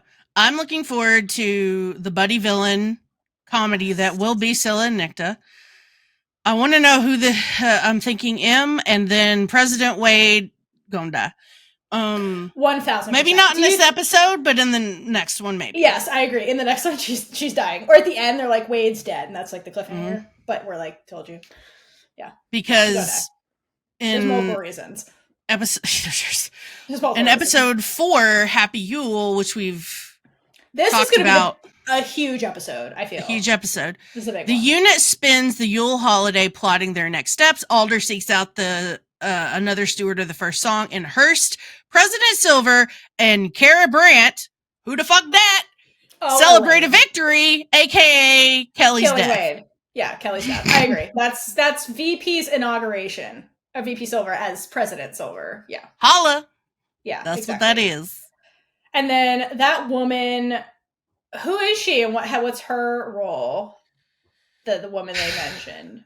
First of all, ma'am, fuck you for being on Team Misogyny. Absolutely. Why are you on Team Misogyny? Yes, Sarah? deal with your internal misogyny. Come on. We need to sit down and have a convo. We do. You need a therapist, girl. What are you doing? Mm-hmm. But anyway, I wonder if she's either has to be somebody in the government that helped them with this, a self-hating witch that's helping them, which I don't even think they would accept help from a self-hating witch, truly. Yeah. The operative that killed Wade, that's who she could be. Or maybe she's a leader in the mother-daughter movement that helped... mother-daughter. Not our daughter. Sorry. I was like, wait a minute. Sorry. Mother-daughter movement's the witches. My bad. Like, she has to be somebody who plays a role in setting up whatever happens with Wade. I think she's a political advisor of some sort, honestly. Maybe. And maybe she's either ignorant of the Camarilla. Go ahead, go. You go. She's either ignorant of the Camarilla connection, or she's like the number one bitch lady of the Camarilla. Right. That's what I'm thinking. I'm wondering if she's the one that leads this task force. That infiltrates the army. Task force leader. Mm-hmm. Yeah, I wonder if she's the task force leader. And so they're celebrating because not only did they get rid of Wade, who maybe Wade was like not going gung-ho against infiltrating the army. She's just like baby steps, because I need to show Petra I'm in charge.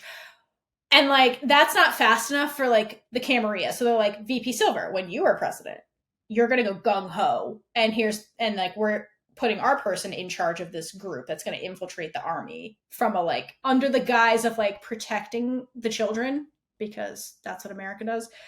And this person's the one that's in charge. So she's the one who's literally in Fort Salem getting information. She probably is the one that figures out the mycelium exists for the Camarilla. She's the one that's reporting what's going on with that. She's probably stealing witch technology, because I really think that's what the whole point of that task force really is. It's for non-witches set up by the Camarilla to infiltrate the military, aka Fort Salem, get their technology, use it against them, weaken them from the inside. It's like the Trojan horse for like the Camarilla. And I think that's the celebration. They're like, we infiltrated the base, we got rid of the president, we're gonna win. That's like a premature victory. I think celebration, I think, is what's happening there. I'm gonna absolutely agree with you on that one, I want to say one thing for my little Raylla heart. If there isn't some kind of Raylla Yule scene, I will be sad, and I need someone to write it. So if we don't get it, I need a fan fiction writer out there that's not me. I wrote a Yule. I wrote a Yule one. Go find it.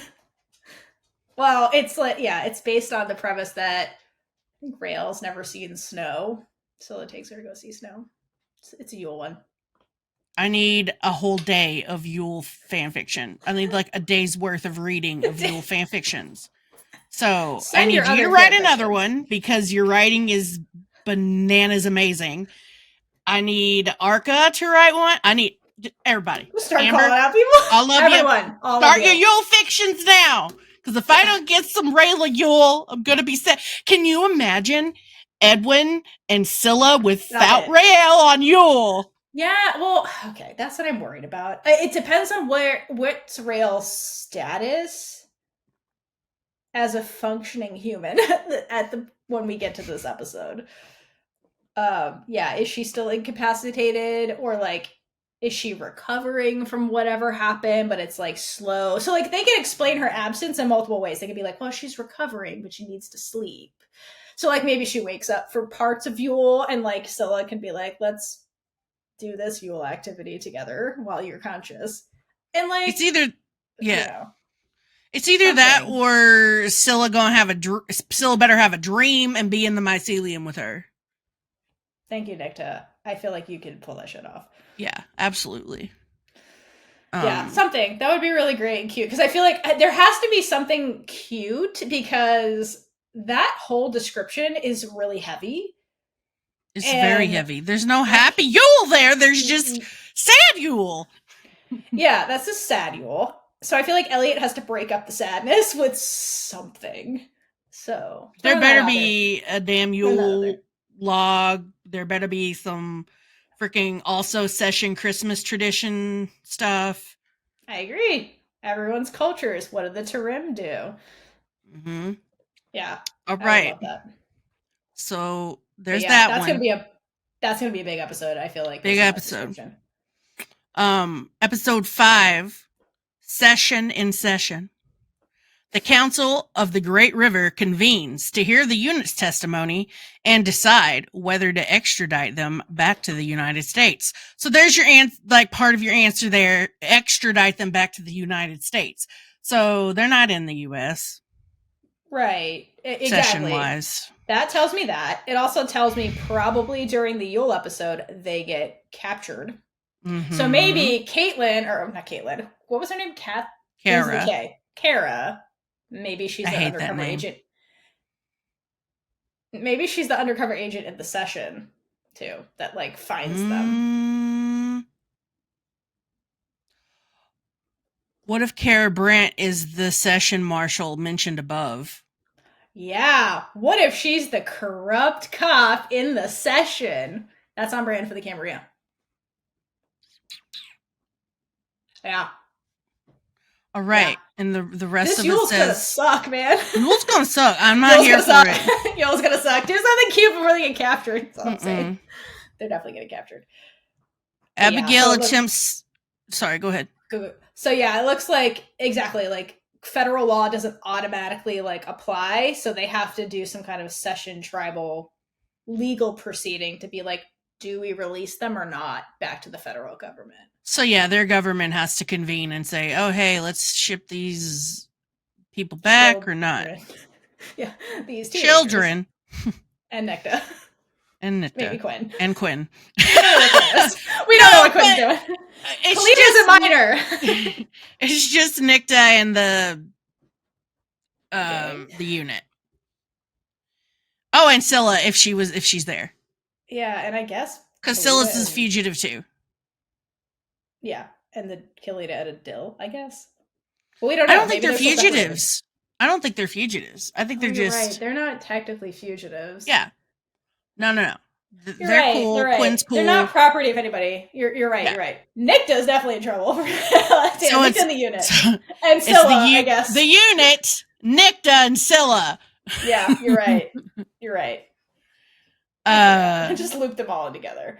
Well, I mean, abating criminal, like if they help them escape, aren't they technically abating fugitives or whatever? Like Quinn. Yeah. That's the other thing I thought of, but I don't know if they would. I don't know. I mean, they would want to because the Tarim are very dangerous to them. Right. That's why I was like, if they could figure out a way to like loop them into this and get them to the Camarilla, would have a motivation for that. But yeah, I don't know. Maybe. Abigail attempts to convey the dangers of the Camarilla's influence. So Abigail is trying to tell the Council of the Great River, be like, they are dangerous and they will kill us all. So, hi. You too. Don't send us back. Yeah.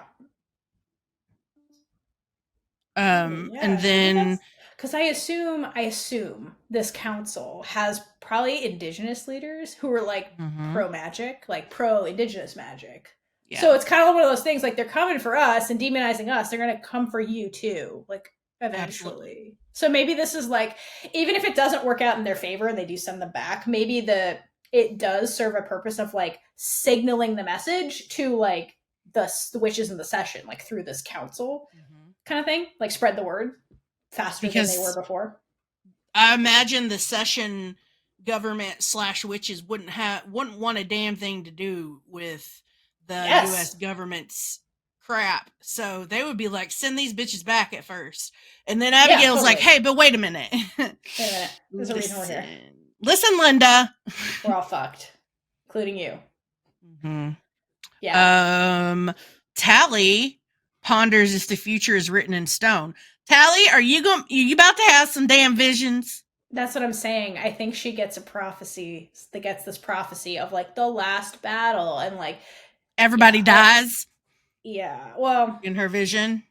maybe. Yeah, maybe. I'm sure the vision's terrible, whatever it is, and it scares her. Or maybe she sees herself committing atrocities and is like, wow, what the fuck? Mm-hmm. Yeah, and it's one of those things where like whenever there's a prophecy, the person in the prophecy is always like, I'm not doing that. Fuck that. You don't control my life. And they fight the prophecy. And in the end, they fulfill it anyway. So, like, I feel like that's what's going to happen to Tally because that's what always happens in this trope. So she's going to fight the prophecy, but ultimately it comes true. Yeah, because she misunderstood the prophecy. That too. All right. Episode 6, which is interestingly titled Book Club, which kind of it makes me giggle because of the scene that you haven't watched yet and will watch soon. Tally reunites with her mother and finds a reason to keep fighting. So Tally done biffed off, or Mama came to visit. So is Tally in Sacramento? Yeah, that's California. I couldn't remember if that was the city or not that they said it was close It's like the area, yeah. Yeah. Sacramento's like it's a city, but it's like an area. So going back to the matrifocal compound, perhaps it could give Tally a reason to fight because she reunites with her mom and they work through some shit. Yeah, I wonder, like, if she gets the matrifocal compound history of, like, why do we have a matrifocal compound? And, like, what's our, like, mission statement and, like, kind of thing. And maybe that has to do with, like, warding off this evil or whatever in their own way. And so, who knows? But that's interesting. How the fuck did she get to California? Good question. So Tally escapes. So also, here's two things. So the council probably either decides not to indict the unit / maybe they do NICTA, who knows? But at least the unit either isn't indicted by the session council or Tally escapes, whatever this is, and ends up in California somehow. So back in the federal United States, which seems dangerous. But maybe the matrifocal compound is like the session for witches where it's like, your laws don't really apply here. Mm-hmm. I don't know. But that's interesting. She made it from session, middle of the country, all the way to the West Coast.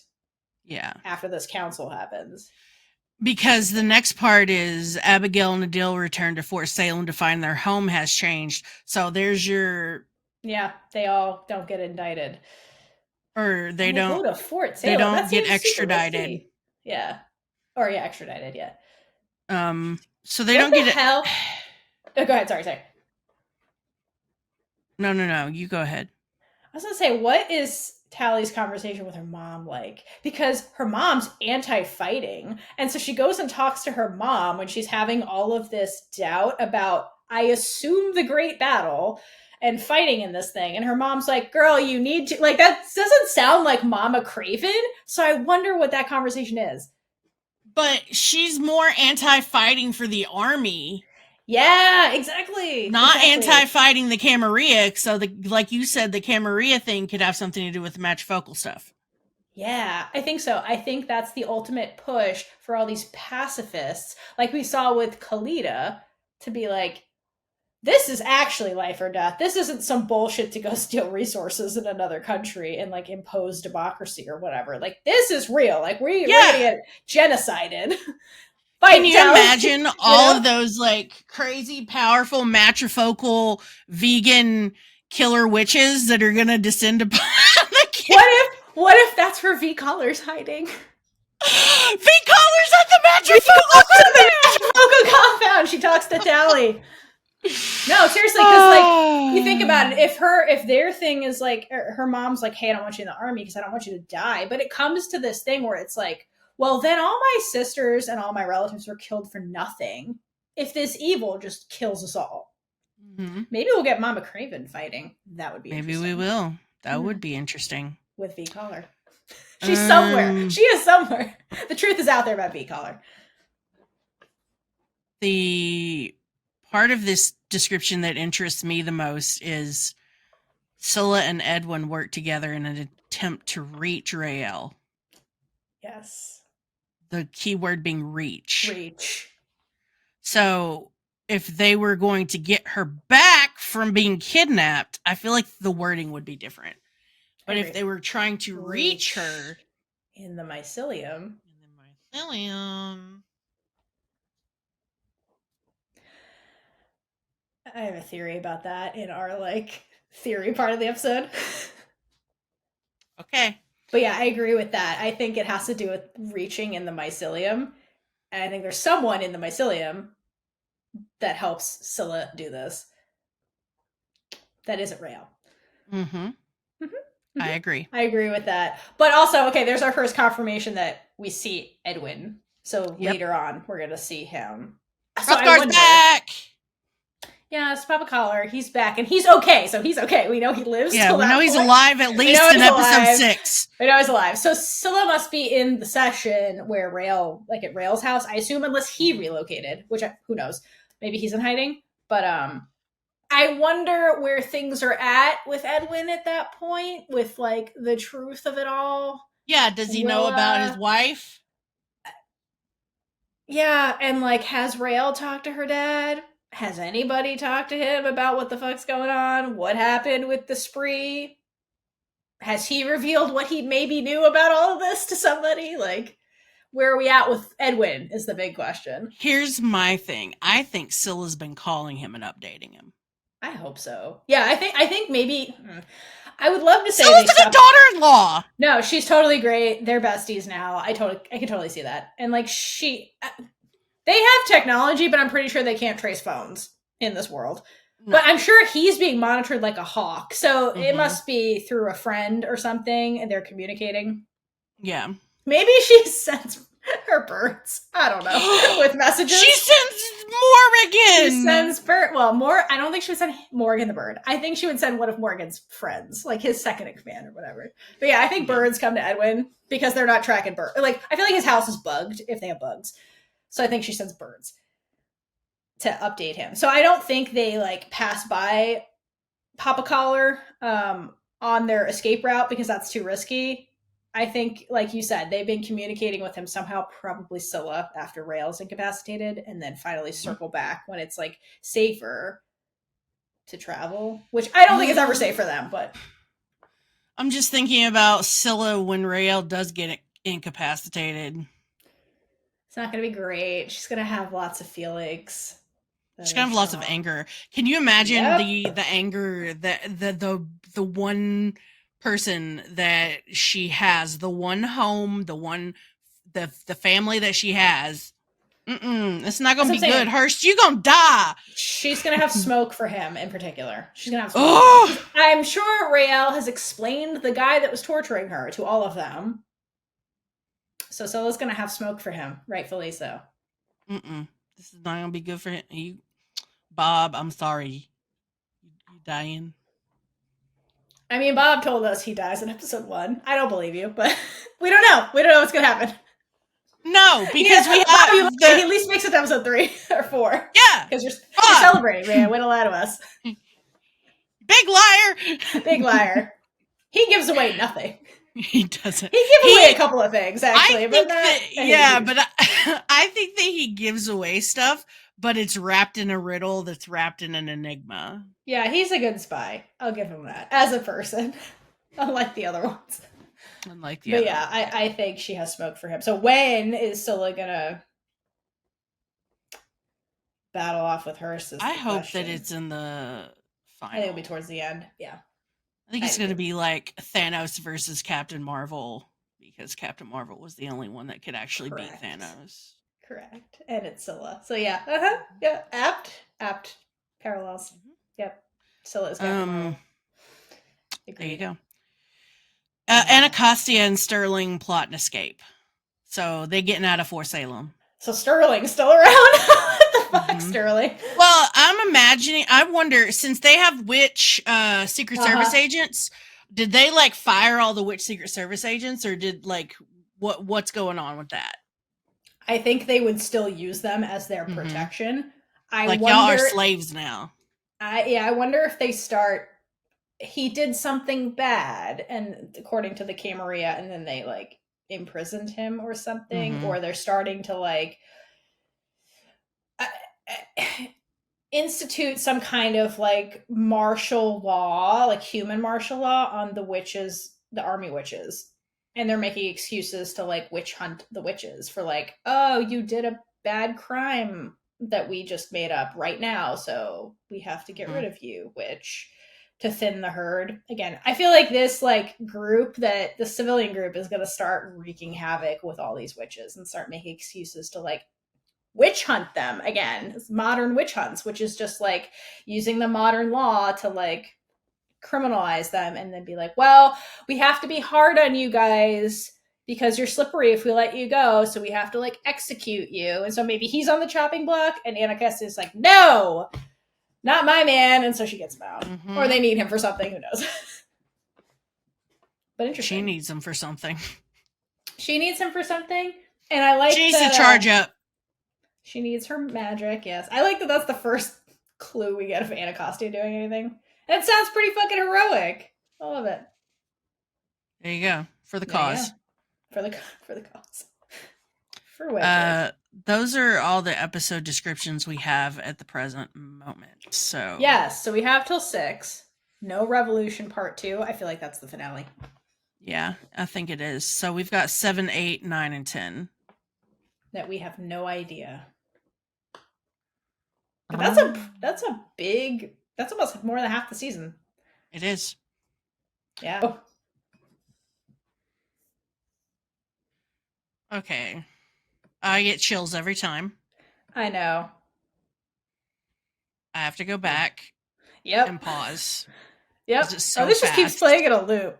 Okay, yes. We could just go like scene by scene if that works better.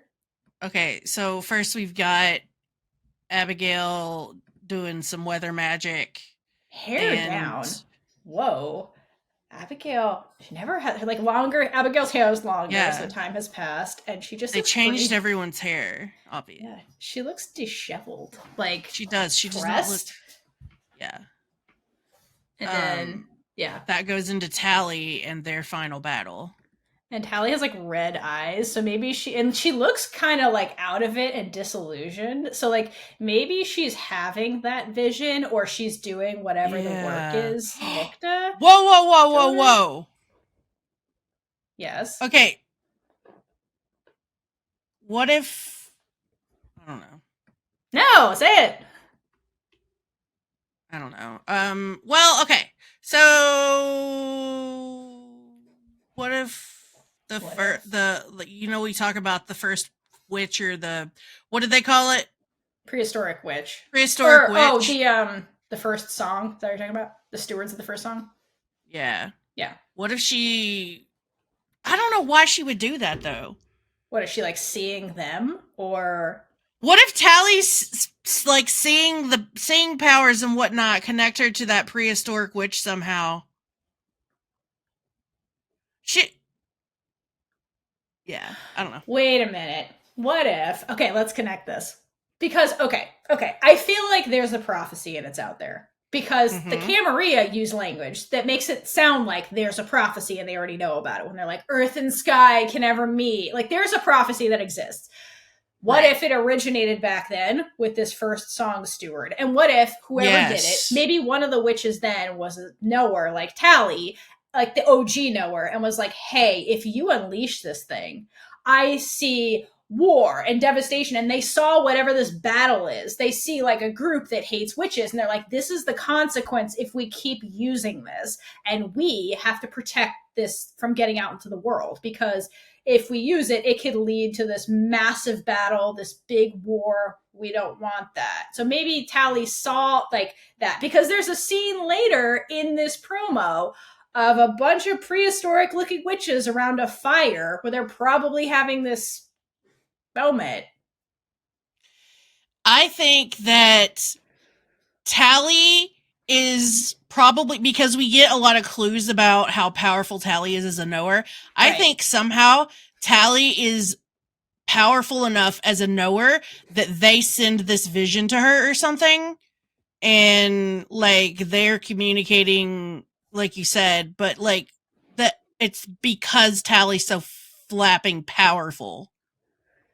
Yeah, either they send it to her, or like again, she uses some work, and because she's so powerful, she just sees stuff from so freaking far back. She like, taps into something that lets her see the origin of magic or the origin of all of this somehow. Yeah.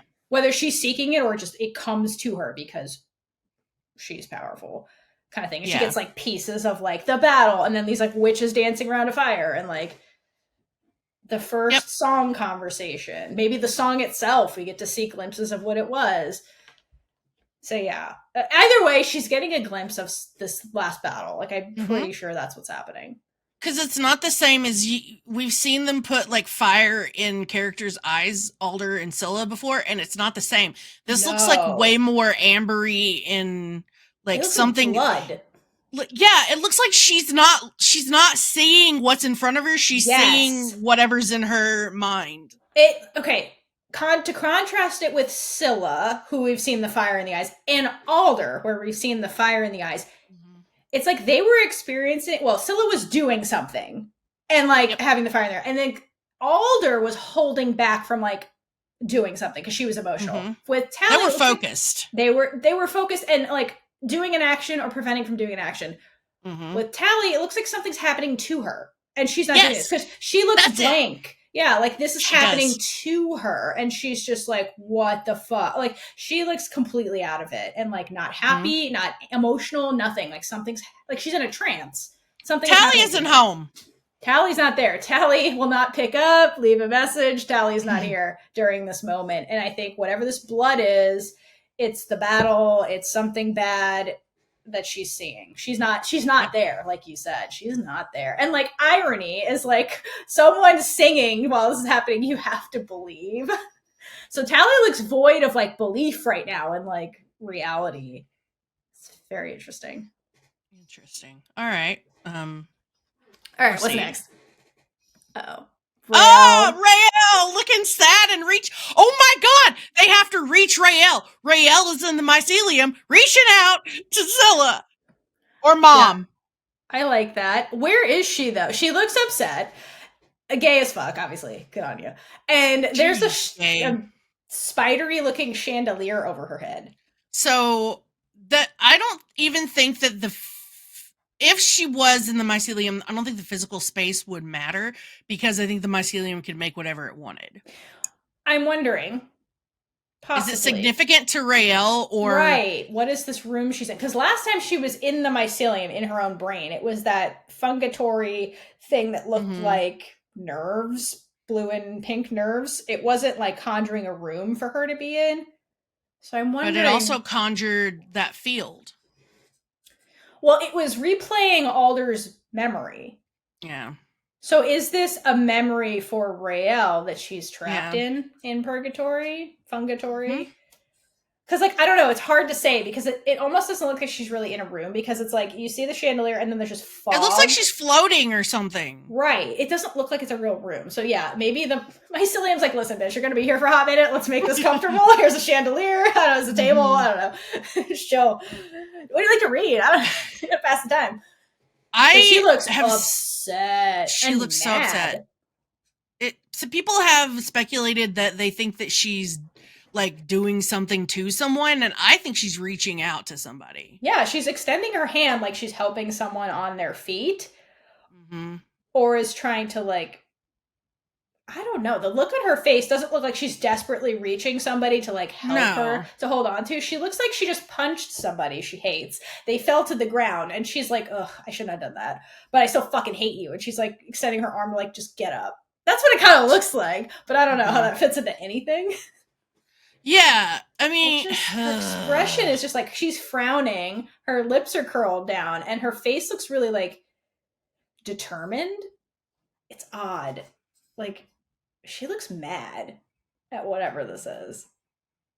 And the camera's angling like up towards her. So like she's looking down at somebody, I assume.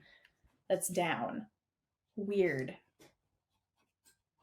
Fluffy hair. V-collar. It's V-collar. She's like, bitch! And she punched her hand. They're in the matrifocal compound.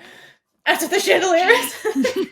It's like Misty, because they just did like a sage ritual to like get rid of the bad juju, and then Raylla punches her. Where have you been? Where have you been? Fuck you, V. That is your real name. Okay. Okay, based on our assumption, V-Collar's going to be all over this season.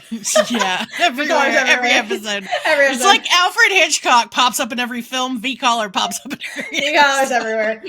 God, I know so much about V-Collar. But yeah, okay, what happens after Raylla? Oh dear. Let's see. Oh, Angry Scylla, Scylla, your favorite? wind striking. Angry Scylla, my Very favorite. aggressively wind striking. Aggressively wind striking someone. I really think that I really hope Amalia gets a chuckle out of all of the screenshots of this that have gone around. Because who her do you face. Who do you think she's wind striking? It's I mean, it could be damn anybody. question. Who do you hope it is? Hurst. Me too. I hope it's Hurst, or I think maybe this is Scylla and Dicta's like diversion, where they're just like someone's chasing them, like the marshals or whoever, and they're just like wind striking bitches and like getting out. Are we sure she's wind striking now? It kind of looks like she's wind striking. It looks like she's wind striking, but I could also believe her screaming something. Let me see. I'm trying to backtrack.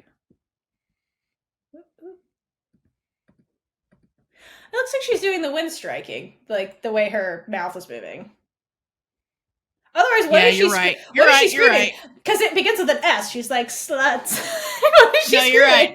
It's wind strike. I watched it action wise again. Yeah, it's wind strike. Like she's wind striking some bitches. And then, of course, it cuts to some bitches getting wind struck. But I don't. It's definitely not. So, definitely not who's Scylla's wind striking. Ignore me. It's like a group of soldiers, like witch soldiers in their uniform, and two of them are being wind struck away. So somebody done sent the army, like, who are they fighting? Bastardized Camarilla people? Yeah. Maybe. Or is this like, I don't know. Maybe. It has to be the Camarilla. Who else? What is like India seeking revenge because Sharma was like murdered, and that's also happening at the same time. And they're like, "Fuck you guys!" And it's like, now is not the time for Sharma's revenge. Sharma's in the mycelium having some tea. Oh my god! Do her and Alder hash it out in the mycelium? Sharma's like, "This is my mushroom. Fuck you. Fuck you, Exactly. Alder. I'm gonna say everything I ever want to say to you, bitch." They have like a montage of them and they're like yelling at each other, crying, laughing. Like, you know, when they go through all the emotions. Yes. They're locked. The mycelium locks them in a room and makes them work it out. Yeah, it's like, listen, we're all trying to sleep. You guys need to stay in here. We're gonna lock you in purgatory. Hash your shit out. Come out with your friends.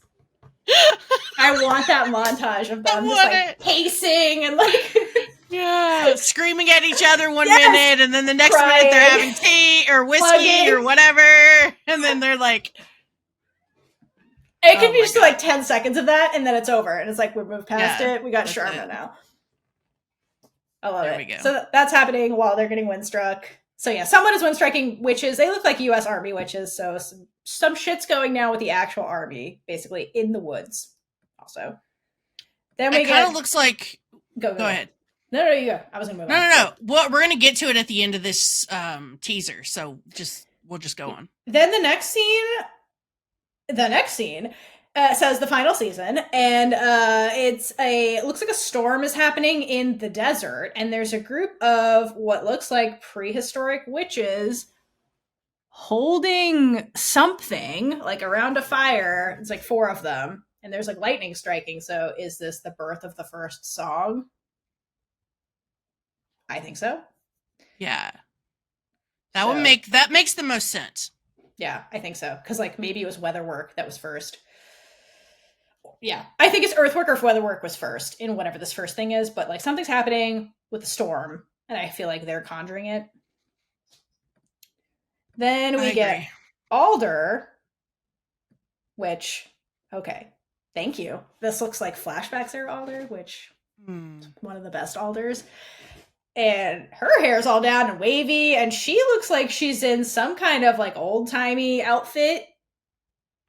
Maybe. And her eyeballs. What's going on with her eyeballs? They look really blue. But weren't they super blue when she like awoke in the mycelium in the finale? Yes. So maybe this is just the way her eyes look now. She's like, I have mycelium eyes now. This is what it is. Mycelium eyes. I have transcended. They are the prettiest eyes. They let me see the past and what the mycelium knows. Maybe. Who knows? Who knows? But she's in some kind of field. So either she escaped the mycelium or she's going through memories. Maybe. Maybe she's memory hopping. She's seeking the steward. The stewards, yeah. Yeah, so maybe we get montages of her, or like flashbacks of whatever, her going through all these memories in the mycelium. Because, I mean, Willa Collar apparently could just be like, look, let me use the mycelium to conjure this memory for you, Raylla. So, like, maybe she's doing that version, but finding the steward. It's like Detective Alder. Yeah, it's like mycelium detective work. That's what's happening. And she looks good doing it, so you go. Good for you. Hell yeah. Looking hot. Looking hot. All right, then it cuts to some woman who I thought was like Anacostia at first. Because I was like, where the fuck is Anacostia? It's some woman. Who is this woman? Who is this woman? I know. Who is this woman? Do you know who this woman is? Because I've heard theories about who the woman is, and I'm not happy about it. Yeah, listen. I'm really mad. No offense to this actress. She's actress-wise, this is Candace McClure, who's been in like 93,000 things that I've watched, and I love her. But yes, if she is New Nicta, I want Arlen. So I think the theory comes about because there's bats flying overhead. She's just like standing there and like she's summoning these bats. Does it say on IMDb who she's playing? I forget. There was some official thing that I don't think they put it up. Then how did we get prehistoric witch? Yeah, it's speculation. Maybe that's what she's doing. Either way, I think at minimum, she knows spree work. Probably. Maybe she's somebody from the spree. Because I feel like they have to, like, come into contact with spree people. If it's New Nicta, though, and, like, meaning that, like, Nicta changes her appearance to evade the government, why the fuck isn't the unit doing that? Because they were literally on national television killing Penelope. Of all of them, they are the most recognizable by their faces. Making your hair longer doesn't change your face. Unbraiding your hair doesn't change your face. They were literally on the news cycle over and over again killing Penelope. Like, more people know who they are. So why would you just change Nicta? That's crazy. I feel like everybody has to change their appearance. So, I don't know. Maybe this is her, like, disguise. I feel like at minimum it's a spree agent or like somebody they're teaching spree work to from like the Dodgers or somebody. Right. Maybe it's the person from Scylla's past. Who knows? He's like, look, I can do it too. That pisses off everyone. Yeah. I don't know. But all right. All right. New witch. She's a witch. I'll say that. Or it's really devastating. And it's somebody from the Camarilla who's learning spree work, which would be terrible. No. But I don't think so. There was no color. And yeah, so the next scene that Bree is shouting about, what is it, Bree? It's Raylla kissing, and once again, it's Raylla attacking Scylla with kisses. Yeah, she always does that. And she's wearing the gay plaid this time, so she's like, listen, I'm the lesbian, I'm gonna take the plaid back. Hi, Scylla's in the fucking leather jacket. I mean, yeah, she's owning her bad girl rep. Good for you. There's green light bathing them, so this is a reunion of the two of them. Maybe this is after Fungatory. Who knows? But yes, there's at least one Raylla scene, guys, confirmed in this promo. And it looks mutual. Yep. So there you go. So that's good. And then the last scene is the core 4. Tally looks really out of it, so I wonder if she just had that vision. Rail's in the gay jacket and Scylla in the leather jacket. So this is where they were in these outfits with the kiss scene we just saw. Yes. And go ahead. This looks like there's a barricade behind them with people that are like being kept back and they're going forward to fight whatever. I wonder if this is where they wind strike those bitches. Yeah, possibly. They look like they're in the woods. So I wonder if this is the session where they were hiding out, because there's like dilapidated trucks kind of in the background too. So I wonder if these are Dodgers. other witches they're protecting, Mm-hmm. maybe, or like supporters that don't want them to get taken by the federal government and they're facing off with like whoever's trying to capture them, maybe, or it's Camarilla guys trying to kill the witches and they're like standing in the way. Everybody's holding hands in the Everybody's holding hands. So foreground here. Mm-hmm. So, and they don't look happy. So some No. shit's about to go down. All I can look at now is the height thing. Mm-hmm. Like they're in descending They're height in descending order. height order. And Scylla has her little feather necklace out. So Scylla's in a good headspace, at least with Raylla. Yep. Obviously, there's Raylla looks gay as hell. Tally Not- looks like she needs some sleep. Wait, can we talk about Raylla's outfit? Okay. She's not in her army uniform, because why would she be? She's got the gay jacket on. There's that. She also has an undershirt. Like, she has an undershirt, a t-shirt, and then, like, a button-down underneath. Yep. Of course it's not buttoned, because it's Raylla. Why would it be? Yep. She's not wearing it correctly. Correct. So, it's definitely Raylla. It's not a cosplayer, is what I'm saying. Scylla, on the other hand, has the tucked-in shirt underneath her leather jacket. She brought that back. Which she's wearing layers as well, because it looks like a sweater with a black t-shirt underneath. It's probably cold as fuck wherever they are. Oh, yeah, absolutely. It's winter. I mean, they're in Canada. It's fucking cold. Yeah, it's also winter. This is the winter season. So, is that leather jacket enough to keep her warm? No. What the fuck, Scylla? Are you like a human hater like me? Maybe. I also love that when she chooses her outfit, she's all in black. That's interesting. Yeah. Also. I noted that as well. I was like, all right, so Scylla's got the biker chick vibe going on. I also wonder if it's like the necro thing. She's in black when she chooses to be. Interesting. Abigail looked like she's about to walk into a courtroom in her outfit. Yeah, I'm like, Abigail, are you going? What the fuck? Are you like somebody's secretary? I don't know what's going on here. Yeah, she's the only one. Well, she's pretty weather appropriate looking. She's got like a turtleneck on. She's got like some blazer, like a professional looking blazer, not Scylla's gay blazer. Mm-hmm. And then Tally looked like she's camping in the woods. So, Tally just came like Tally just drove down from REI and into the woods. Tally got back from REI, and they're like, "Okay, Tally." She's like, "Look, we're in the woods." So a leather jacket, which doesn't make sense. Anyway, so I think this is like maybe they actually got to pick their wardrobes finally versus like whatever the fuck's happening, and so this is their personalities in clothes form, which is very interesting. Yep, I love it.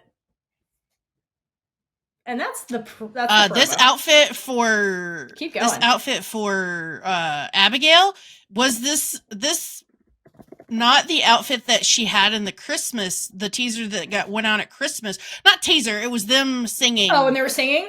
The unit singing, yeah. Was that the outfit she was wearing? Because it looks like it, or at least the coat. Might be. I don't know. I don't remember what she was wearing. I remember Brayelle being in like the mechanic jumper. Well, that's the thing. That's from the other promo. The distribution center is where that's from. Oh, you're right. You're right, when they were singing. Yeah, maybe it was these outfits. So this could be early in the season. Or early when they were filming. If they're filming out of order. Most interesting. Okay, well, all right. That was that. So, I'm trying to find the other one. Okay, I want to say 4 words to you before you watch this. Oh dear. Okay. We open at 12. We open at 12. Okay. Explicit sex scene. Okay, but the filing cabinet. Yes. Okay, I was gonna talk about the room. So yes. Where are they? So it looks like they've made up sleeping quarters in like a storeroom or somebody's office. This distribution center that they're working at? Yeah, I wonder if they're like if somebody they know or is hiding them owns this distribution center, and so they're like literally a Dodger. Low. Yeah, exactly. Like, what if this is like part of the Witch Underground Railroad for like the Dodger people? So this is like a safe house or whatever. So, because like, who wants to go in distribution centers? So this is where they're sleeping. So Raylla and Scylla are reuniting, let's say, and they are getting the V. Let's say that. And Scylla's atop, confirmed. Like, as if we didn't know that. Good on you, Scylla. So there's that. We know there's 2 Raylla scenes. That's a good one. Let's see where the rest of that goes. What a thing to leak. Jesus Christ. So thank you for leaking that. Happy Pride, everyone. Go watch that if you haven't. Yes. That was a good one. All right. Did you? So read that at least. There's audio. Okay, but too. I need you to go back. Wait, what am I looking at? Okay, so right, tell me things. Okay, so at the moment, okay, you see the girl walk up to the copier. Oh, dude, I don't get that. This is just 5 seconds of. Hold on! Oh my God, hold on! It was at this moment that she knew she fucked up. You just sent me the sex scene. You fucking kidding me? Hold on. There we go. Okay, got it. Oh, damn, it's the whole thing? Yeah. I just got a glimpse. Okay, yeah, they're definitely in an office. Okay, so tell me when you're ready. Okay, got it. All right. Ready, set, go. Or they're bold with no music. Oh, damn. Sorry. We open at 12.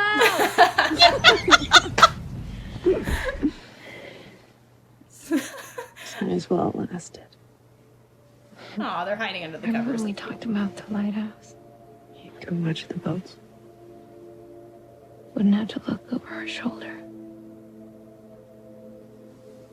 We could buy groceries, take naps, make dinner, return library books. So sad. We sound so exciting. Normal things are nice. Normal things are nice, yeah. It's a good dream. What's wrong with dreaming? Nothing. It's probably the first time in my life I ever felt like I had a future to dream about. Really? Oh, that's so true for real. She never. It's all you, so. It hurts. I love you. I love you too. Oh man. So this is definitely early because Elliot would never let that last for more than 5 minutes. Okay, so what we learned from that is that you should never enter an office before it opens. You might see some things you don't want to see. Yeah, that conversation, I think, is the pillow talk version, a more real version of the pre-Bellwether wedding talk that they had when they're like, let's run away, medals on the doors. But it's Scylla vocalizing like specifics about what she wants. And like, basically, I mean, obviously they both want marriage and a mortgage. Normal. Yeah. Right. To be normal. Yeah. They mentioned the lighthouse, or Scylla mentions the lighthouse. Yep. So we're going right back to that conversation. In my opinion, you see Scylla being positive and hopeful. Yes. And happy. Correct. Because she has her home now, which is Raylla. Correct. She's been running for her whole life, and so that doesn't really bother her as much since she's got Raylla. But Raylla, on the other hand, looks kind of sad and like, are we really going to get to that future? Right. And Scylla's trying to like be like, but it could happen. Like, yeah, I think that what Raylla said is very true because Raylla's super traumatized. She never thought of a future. She didn't. Like, she was just like, I'm going to go get conscripted and die.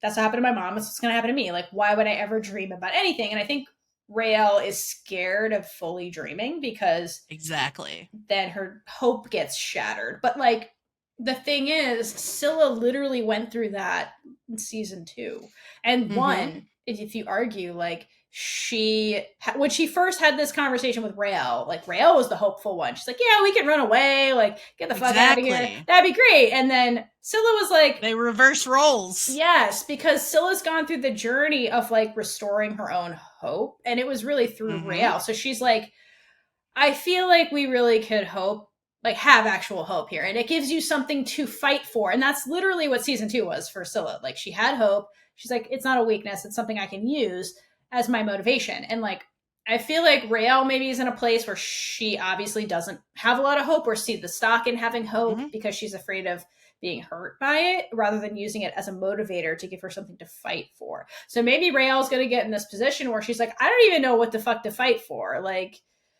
I feel hopeless. And like, so Scylla might have to be the one to like, be like, no, like, please keep going. Like, you're worth something, you know? So I lost my thought. Just that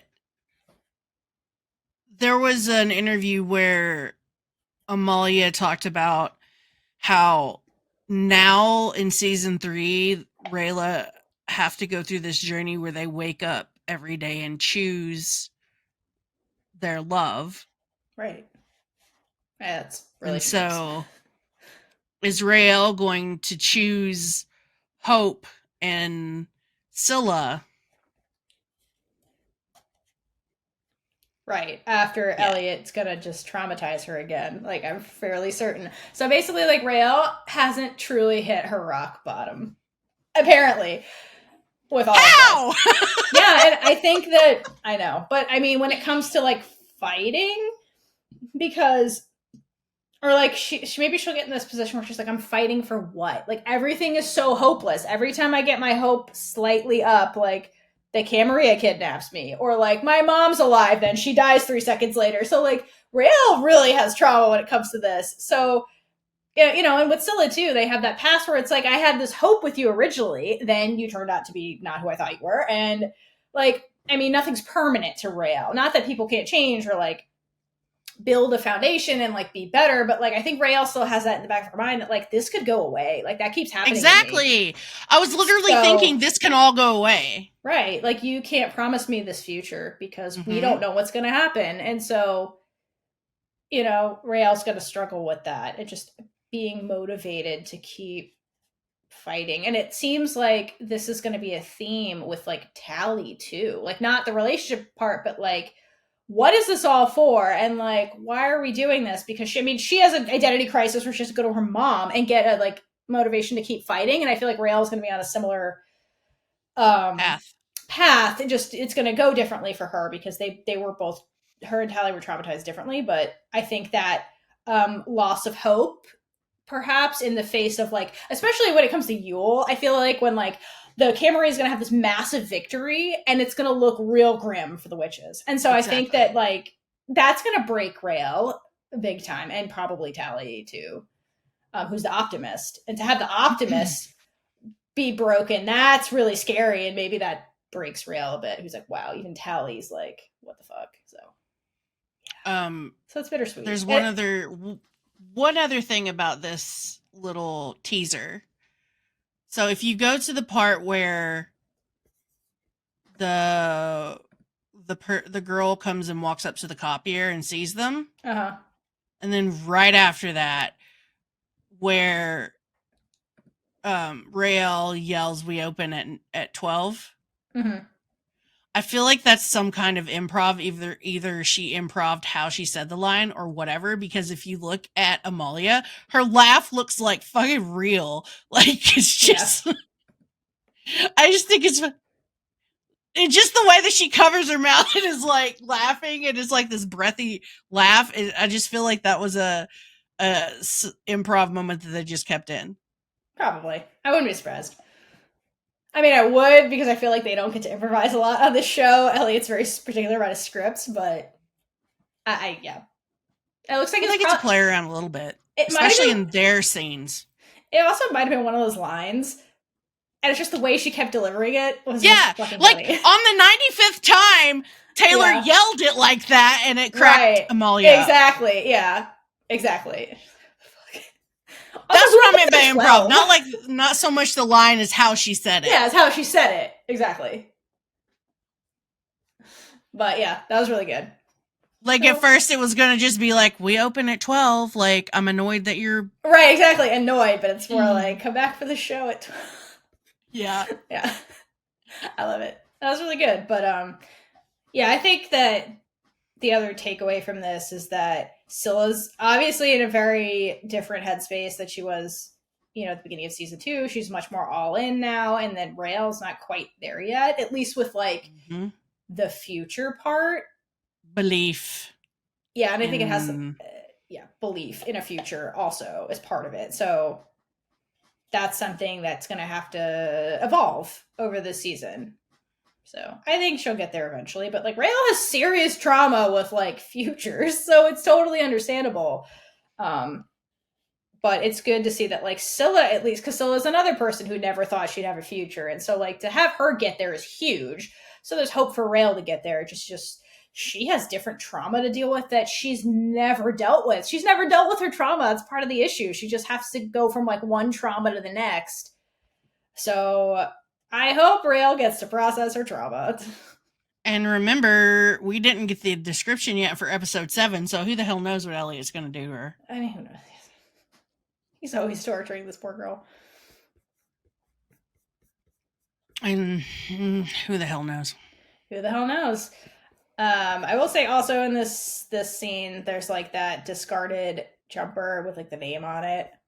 So I've seen in BTS photos like multiple actors in those kinds of like, they're like mechanic jumpsuits or like factory worker jumpsuits or something like these coveralls. Yeah, coveralls where you don't want to get your actual clothes dirty with like the name on it. So yeah, who knows what they're doing. So you see the distribution center thing, and then you see them in various other shots with boxes and like a conveyor belt of boxes. So it's like somewhere where they're distributing some kind of products. But here's the thing. Are they really working there, or is this just their cover? And I don't know. That is a question. I mean, there's that one photo of Raylla about to make out. There's photos of all of them being talked to in a group with other workers. Oh yeah. And there's individual photos of the others as well. So yeah, so the question is like also like when did this start? Yeah, because they're all in these like, I mean, not it. Well, yeah, Rael's got the jumpsuit on, and then like a little hazard thing. But they're all. It seems like the whole gang, probably not Kalita because she's a minor, is working at whatever this distribution center is. But again, they're all in their real faces, so they have to be with witches that aren't going to turn them in because that doesn't make any goddamn sense. If they weren't. So I'm wondering if they start there in episode 1, or is that episode 2 when they're hiding in the session? Like, is it on the way to the session, or is it their cover in the session? That's why I said, did they make a pit stop, was because of those promo pictures. Like, did they stop and stay somewhere before whatever? It'd be weird that they'd be working. Unless that's part of the the Dodger con. Because it has to be Dodgers. Like, who the fuck else? Like, what is a spree manufacturing shit? Like, it has to be Dodgers because the Dodgers aren't going to turn them in. And yeah, is it part of the deal? It's like, hey, we'll hide you, but you have to do manual labor for us for a hot second. Yeah. Because I can't see. And that's why that bed is in there. Yeah, I think it's like for hiding people sleeping. Or maybe like, I don't know, the 24 hours at that factory, people should sleep. I don't know. But what was I going to say? They definitely weren't sleeping. I mean, like, for workers at the factory. I know, I'm just... Yes, Raylla wasn't sleeping, but obviously, go watch the scene. But I don't see that being like a pit stop where like, hey, we need cash, let's get jobs for a hot second, because they're in their faces. No. So it can't be that. They have to be with Dodgers, because that's really stupid if they're not, because their faces have been on national television. They're wanted by the government. It has to be in the session, or it has to be some Dodger factory where they're doing something. I feel like that's when they're in the session and they're like, we need money. We need money. Give us a job. But I don't know. I think it's definitely early on, because why would they be doing that later when they've like split up and gone to Fort Salem? Yeah, I think it's episode 1. I think it's 1 or 2, definitely. So it's up there. I'm not sure. One's such a vague description that, yeah, maybe it's that. Cool. Also, it would make sense with the reuniting the Raylla and yeah, Scylla. that's their honeymoon. That's not really a honeymoon. Their honeymoon with the file cabinets. Honeymoon with file cabinets. Money to be a file cabinet. And Raylla's not super into their future quite yet, so that's what I mean. Yeah. The rocky honeymoon. Mm-hmm. But yeah. All right, so that's fun. So we have that to look forward to. So anybody who is like, Rayla's sex scene on my bucket list, there you go. You're getting it. We've got it. Spoiler. Oh, there's tons of spoilers in this episode. If you were avoiding stuff, avoid this episode. We're going to put a spoiler warning on everything. Yeah. So everything's going to have a spoiler warning. Jeez. So I wondered, because Scylla mentions returning library books, and that's so specific. I know, I love it. That I'm like, did she, when she was a kid, was the library her retreat, like where she went to read and escape? Probably. Does she have library books she never got to return because they had to flee? She does, like, from every city. Yeah. Yeah, poor Scylla. So she has some guilt from her past. Yeah. But yeah, I love that. The library book thing was really cute. She actually wants to return a library book for once. Very cute. But yeah, that's my headcanon. I can see the two of them being boring in the future because that's what they want. Their lives are so fucking exciting right now in the worst possible way. Who the fuck wouldn't want to break from all of that? Yep. Yeah. Alrighty. Okay. Alright.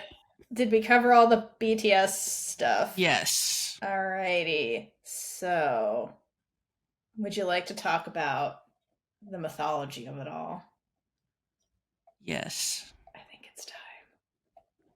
Okay. So, I wanted to talk about a couple of things about all this mythology that may happen in season 3. And a lot of it has to do with this final battle they keep talking about. So, the final battle, from a mythology perspective, is not super uncommon in, like, myths. And there's 3 in particular I wanted to talk about that I think have to do with, like, what Elliot's setting up, based on little clues that we've been given.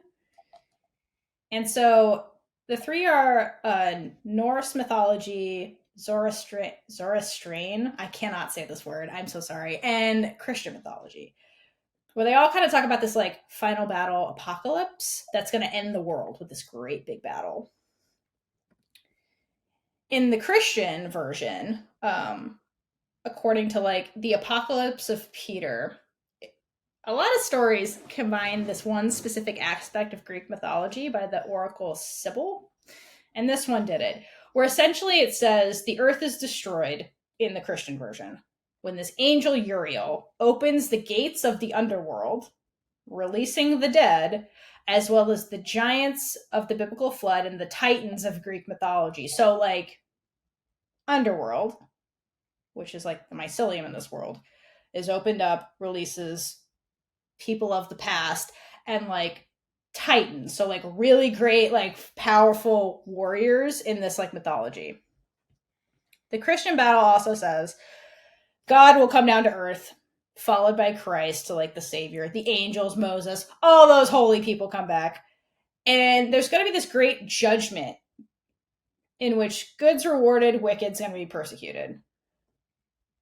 That's the Christian version. I'm just going to set up these mythologies and then tie it into Motherland at the end.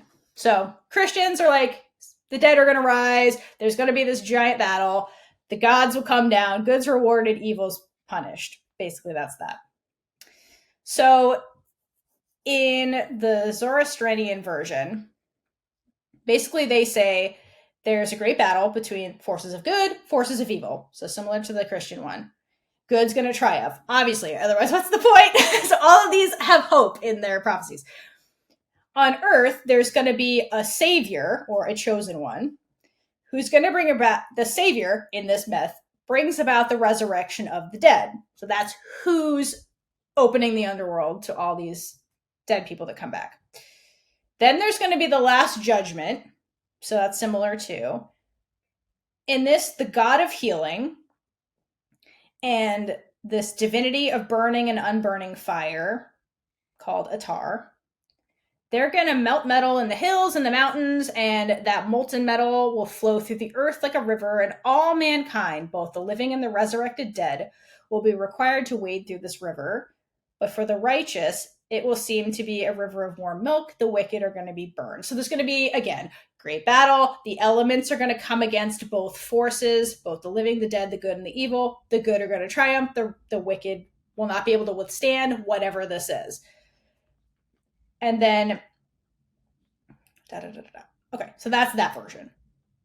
Then the Norse myth, which is called Ragnarok, or Doom of the Gods. So this is the Scandinavian myth, where the end of the world is like this battle of like gods and men, and it's also an iteration of Sibyl's prophecy from the Greeks. So it's very similar to like the Christians and the Norse all stole this prophecy from essentially the Greeks and like modified it, basically. And in Ragnarok, essentially it is saying there's going to be the great battle is going to be preceded by very cruel winters and moral chaos. Then there's the battle. So there's giants and demons approaching from all over the world who attack the gods, meet them, and face their death like heroes. The sun will darken, stars will vanish, and the earth will sink into the sea. Afterward, the earth will rise again, and the innocent Balder, so Alder with a B, will return from the dead. And the hosts of the just will live in like this, live forever and just be happy, basically. The other part of this myth that's interesting and is not in the Christian version is it talks about this world tree. And it basically says that in this battle, and like the world tree is basically something that unites heaven and earth kind of thing, and is like the source of life. And it says that in the battle, it's thought that it's destroyed, but it isn't. And the tree of life is what's going to allow like the repopulation of the earth, basically. So, a lot of info dumping there. So what does this all freaking mean? So the final battle, I think, in Motherland, so it's like gods and like men, undead, good versus evil. So obviously the good versus evil beast is like the witches and the Camarilla and probably the non-witches that are on their side. Maybe there's non-witches with the witches, but that's like who's battling off, basically. When it talks about these like resurrection from the dead, I think that's witches of the past being resurrected, coming from this tree of life, which is like connecting underworld, heaven and earth, and that's like the mycelium. So perhaps like the way it reanimated Alder, perhaps it gets powerful enough through another mechanism I'll get into, where witches are allowed to walk freely again.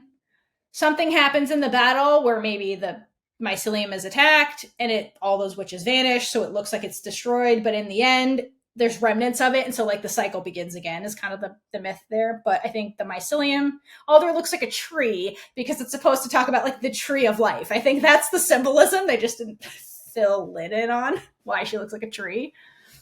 Like, because mycelium and fungi don't look like that. I think she's supposed to look like a tree on purpose because it's the tree of life is the symbolism here.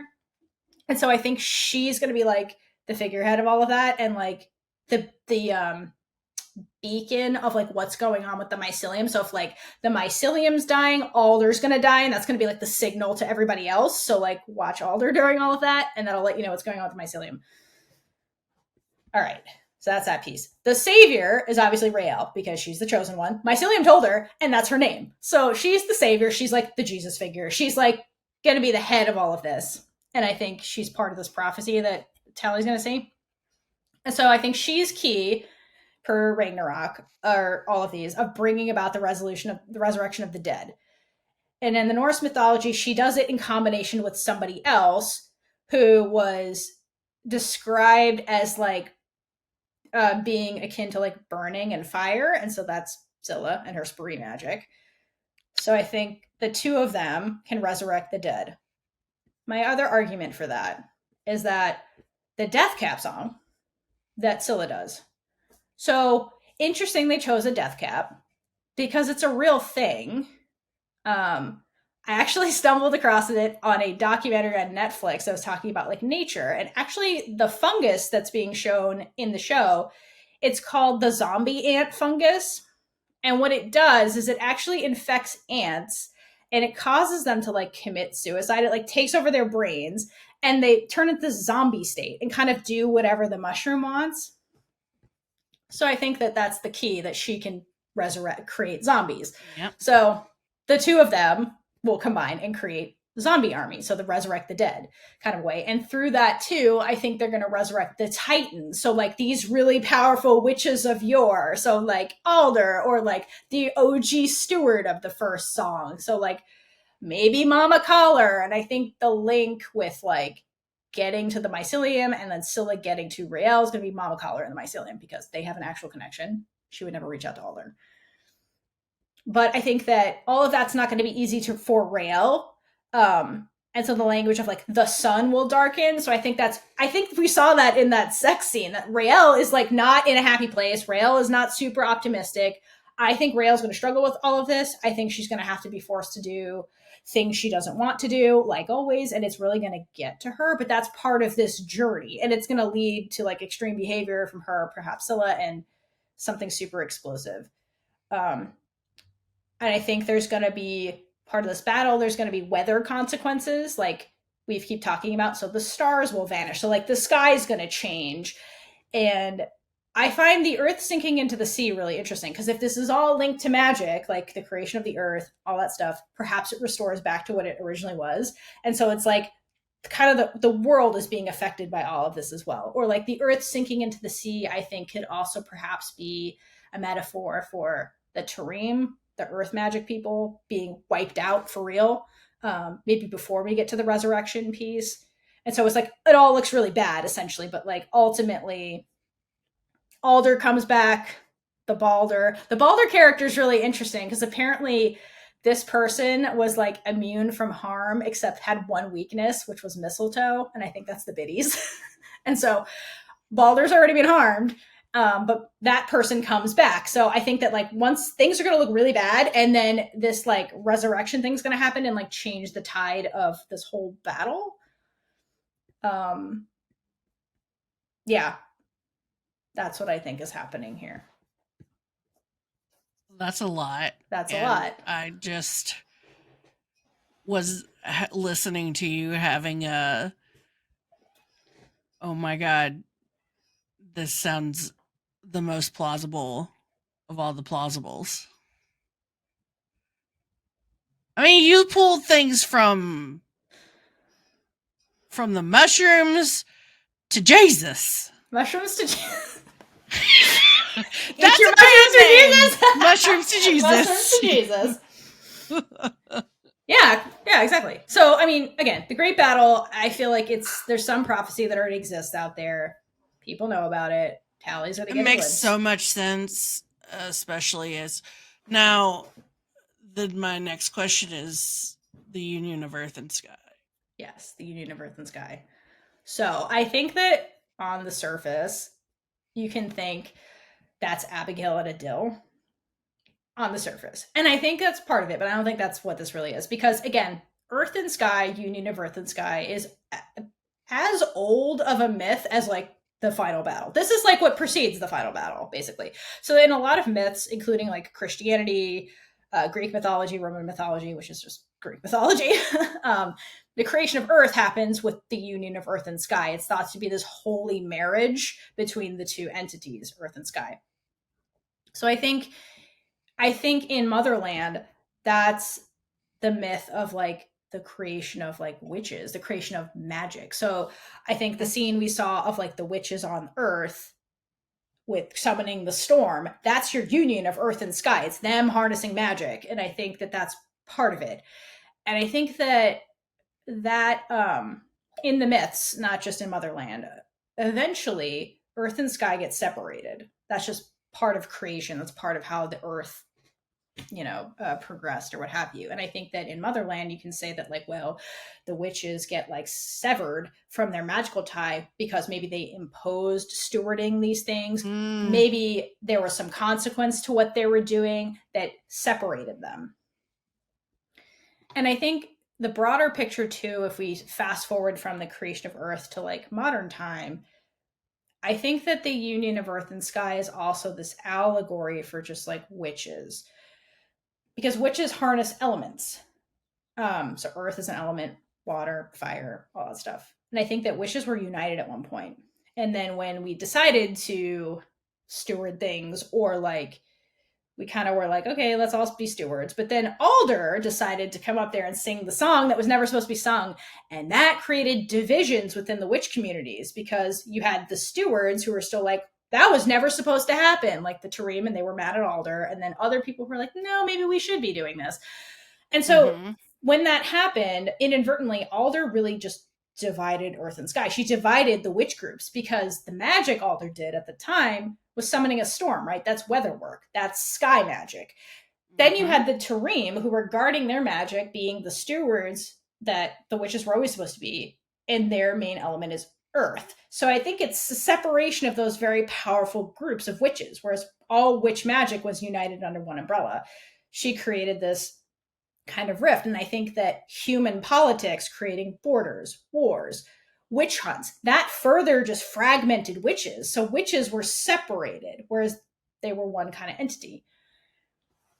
And so I think that part of what the Camarilla is super afraid of is all of witches uniting, because all together with all of their magic, with the seeds that no one has seen from the Tarim, that could be their ultimate downfall.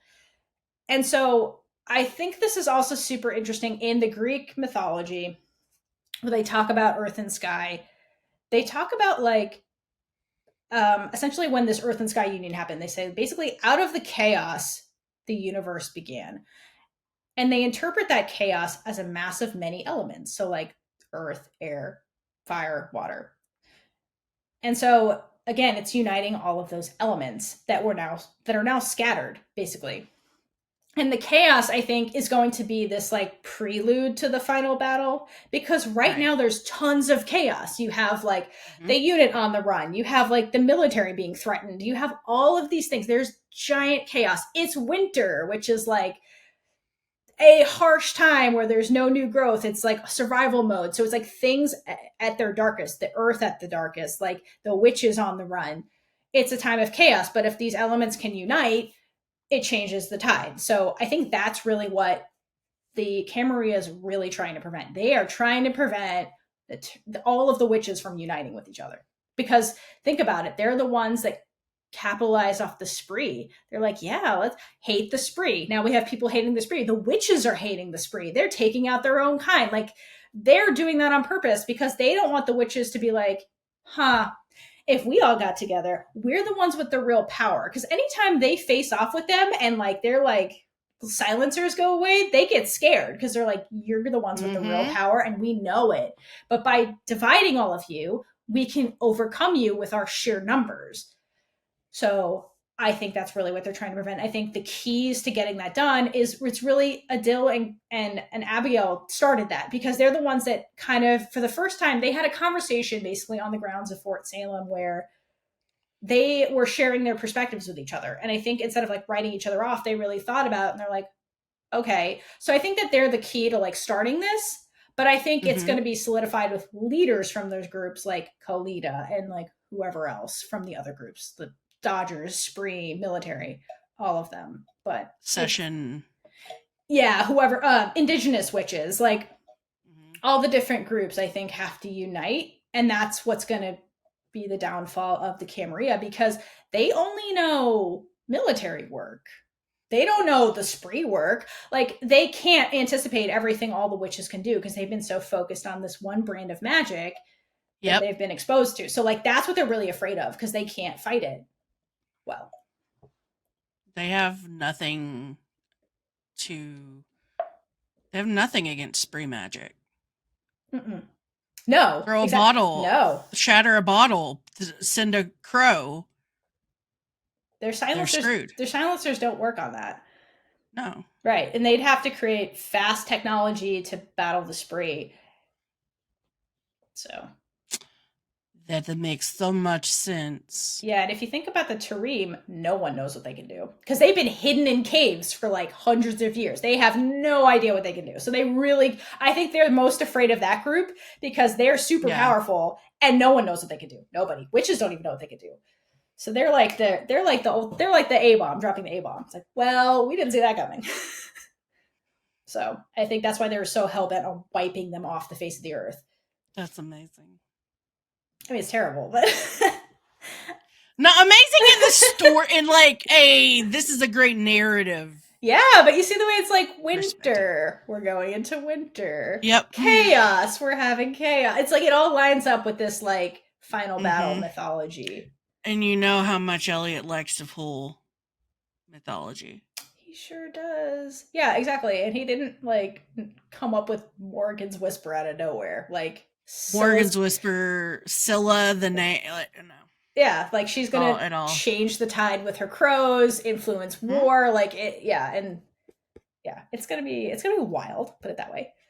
And then I have one last thing about. Well, I guess we could both muse on this. Like, who is Khalida? Is my other question. Like, who is she, and how does she play into all of this? I don't know if you have any thoughts on Khalida. I think that Khalida is a sort of like one of those people who were chosen by these prehistoric witches for some way, maybe through the fact that she is a knower or bloodline. Maybe she's related. Bloodline, these witches, or whatever. Yeah. And I think that she has, like we were talking about, Tally seeing prophecies and stuff. I think she has knowledge that other people don't. Yeah, I agree. Beyond, like, obviously her years, but I feel like she's an elder in a way, even though she's young, in the Tarim. An incredibly powerful person that's like a link in the chain connecting the past to the present. I totally agree with all of that. I love that. I was trying to think though, like, she seems like she's somebody mystical, like you're saying. And so, like, who is Elliot basing her off of? And so the closest thing I could find is an Egyptian goddess named Mayet. And this is a goddess who personified truth, balance, order, harmony, law, morality, and justice. And that's how Khalida carries herself a lot of the times. Other things about her, this Mayat, she was the goddess who also regulated like stars, seasons, and actions of mortals and deities who had brought order from chaos at the moment of creation. So kind of back to that myth we were talking about. Order from chaos. So I think she's going to play a role in that too. And her ideology is supposed to be different from Isfet, who is her opposite god, who is the god of like injustice, chaos, violence, or evil. So that's like the Camarilla, basically. So I think she's like the counterweight to like the Camarilla. That's who she is. Okay. And that's who she was always kind of meant to be. And I think that after this battle, so basically after the battle ends, there has to be a new creation. There has to be a new world order that's brought forth from the rubble of this battle, right? And so I think that her role is going to be shaping that new world order in her image, which is truth, balance, order, harmony, morality, justice, all of that stuff. So I think she's there to like keep the peace after the battle, kind of thing. I can see it. Yeah. Because if you think about her, anytime there's anything going on, she's pretty like chill and level-headed for the most part. Yeah, she's just like, well, this is what we're going to do. Yeah, and I think this is what's happening. This is what's happening. This is what you should do. Do what I say, because I know how to keep the peace. And I think that if her knowledge comes from an ancient source going back to creation, she's the perfect vessel to like create a new world order, basically. So I think she's going to be one of the leaders after the battle. Makes yes. That I'm happy with that. I'm happy for that to be the thing. I hope so. That's all I can think of with her. She definitely possesses ancient wisdom, like wisdom beyond her years for sure, but like beyond that even. We've had her for like a whole season, but we still don't know that much about her. No, not at all. But like through her behavior, you're like, there's something there that's important. Like you're not acting like a 12-year-old. Like it's No. yeah. All right. All right. Any other mythology musings before we move on to No? listener I things? think you fucking covered everything. All right. One more. So, this is a listener question from like a while ago. We're coming back to from at Brussels Bear. We told you we'd come back to this. We're coming back to it now. We just talked about all that mythology. So, Brussels Bear on Twitter wrote to us, I really loved your analysis of the graveyard scene in 102. It would be really interesting to know what you both think about the whole mushroom connection between Willa, Raylla, and Scylla. And so I think that when Scylla is reaching out to Raylla, like you were saying with the mycelium, I think the link is Willa. That's going to help facilitate that. Because Scylla has a strong connection to Willa, and Willa has a strong connection to Raylla. I think she could reach out to anybody in the mycelium, but like to connect her to Raylla, that's your strongest link. And so I think that's going to be how that goes down. I think that's their link Sort of there. like a mycelium guide. Yeah, exactly. Like the guide that's going to lead her to getting Raylla, perhaps in that creepy ass mansion with the chandelier she was in. Who knows? Maybe. Like she's almost like she's got to go through some kind of gauntlet of finding Raylla. Yeah, maybe Willa has to do it in the mycelium, you know? Because I would imagine if Raylla's trapped in the mycelium, like in purgatory, fungatory, whatever, Scylla can't reach her. That's part of the issue. Like she's like, I can't reach you, but I know somebody who has a better chance, and I think that's Willa. I think Willa's the link to like getting Raylla out of whatever this is, and then maybe Raylla can get her hope back if she fucking talks to Willa and be ready for the fucking final battle. You know? I don't know. Just a thought. I like that. Yeah. I really think I also think there's something with who Scylla's family is or was related to because I think that death cap seed was passed down. Very possibly. So I think there's something with Scylla's family we don't know yet that we quite possibly could find out. Yeah, that'd be great. I was thinking, I'm like, does Scylla's parents make an appearance? But like, why would Raylla be upset about that? She'd be like, crap, I met the in-laws and they walked in on us. This is not cool. But anyway. I was thinking that too. If Scylla's parents are in the mycelium, like if they are dead, sure, she could reach out to them, but like that doesn't help get to Raylla. The link would be Willa. Exactly. So absolutely. There you go. Dash what I think. Alrighty. Did we have any other theories, questions from our lovely listeners? Yes. There are a few. So we have JD sent us quite a few. All right, JD, what you got? So they say Raylla and Scylla will execute the Death Cap seed sound together and harness a stronger power partnership with the mycelium. Tally will be the one who recalls Alder to return as the mycelium-powered super witch. No more biddies, in parentheses. Because of the bond they shared, Albin injects himself with the new witch plague, turning himself into a venom-like creature. That one's interesting. Okay.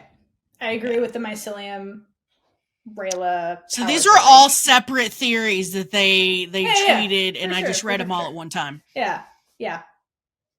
So yeah. I'm definitely What are your thoughts? I'm down with that. I totally agree. Yeah. All right. Take two. Go ahead. Okay. So back to those theories. All right, Death Cap one, we totally agree with. Yeah. Yep. Raylla and Scylla are combining I'm here powers. for it. Here for it. What was the second one? Sorry, this is Tally will be the one who recalls Alder to return as the mycelium-powered super witch. I kind of agree because I think that regardless of how it goes down, I think Tally is the strongest link to Alder that they have. Yes. I think Nick. Something happens Go ahead.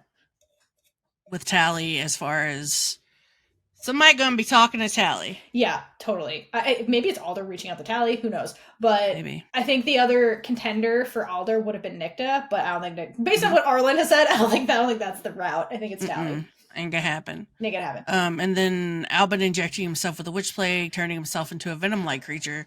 I don't know about that one. That's interesting. I think don't know. that was more of a funny than I don't know. It could have been. I mean, but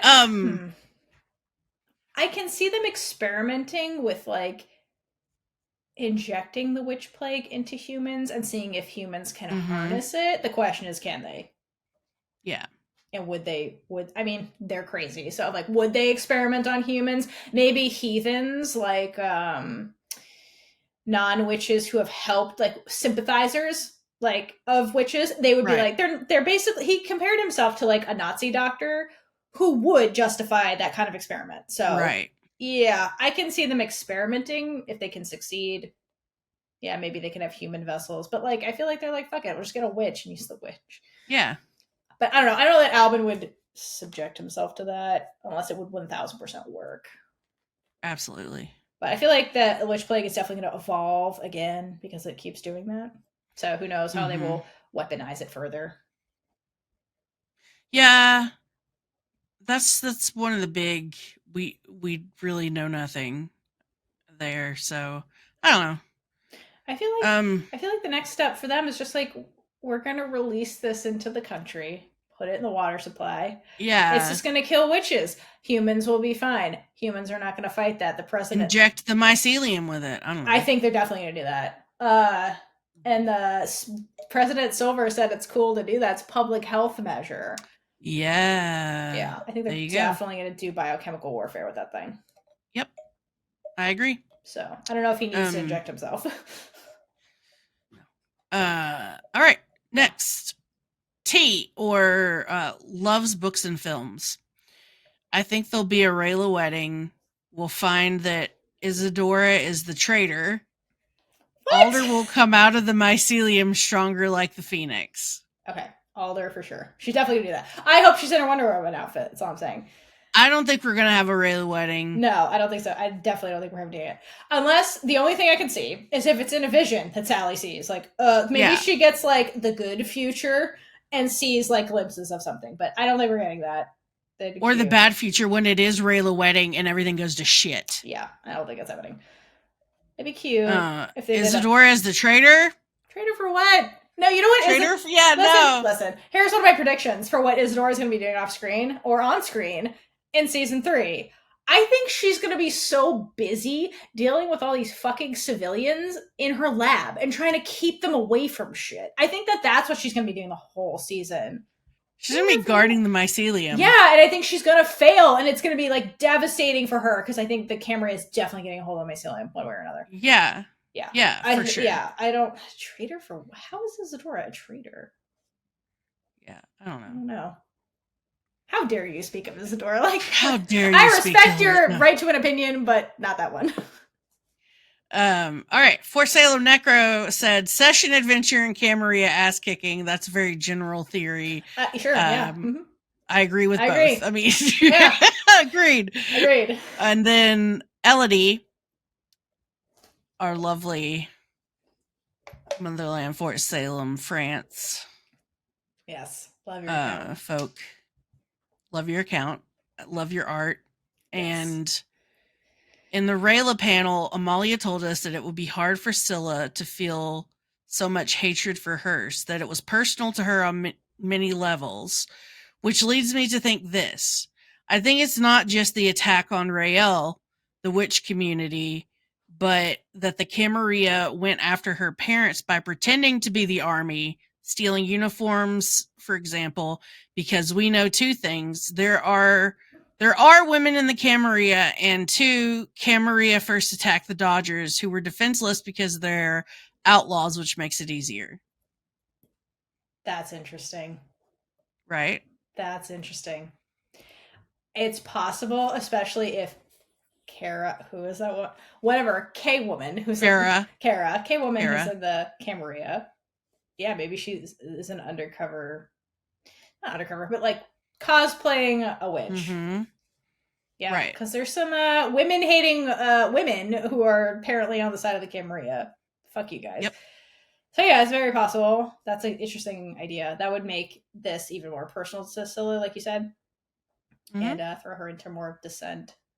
I think the rail thing is going to be quite inflammatory for her on its own. Mm-hmm. And her whole life has been all about like fighting for justice. So I think that's been it motivated her to mass murder. So I think that she already has like sufficient motivation, but that would be wild and beyond the sufficient and into the, if she didn't kill Albin, I'd be absolutely surprised. Yeah. Prediction: Scylla kills Albin. / wishlist. Wishlist for sure. Like that would be who I'd bet on. Yeah, me too.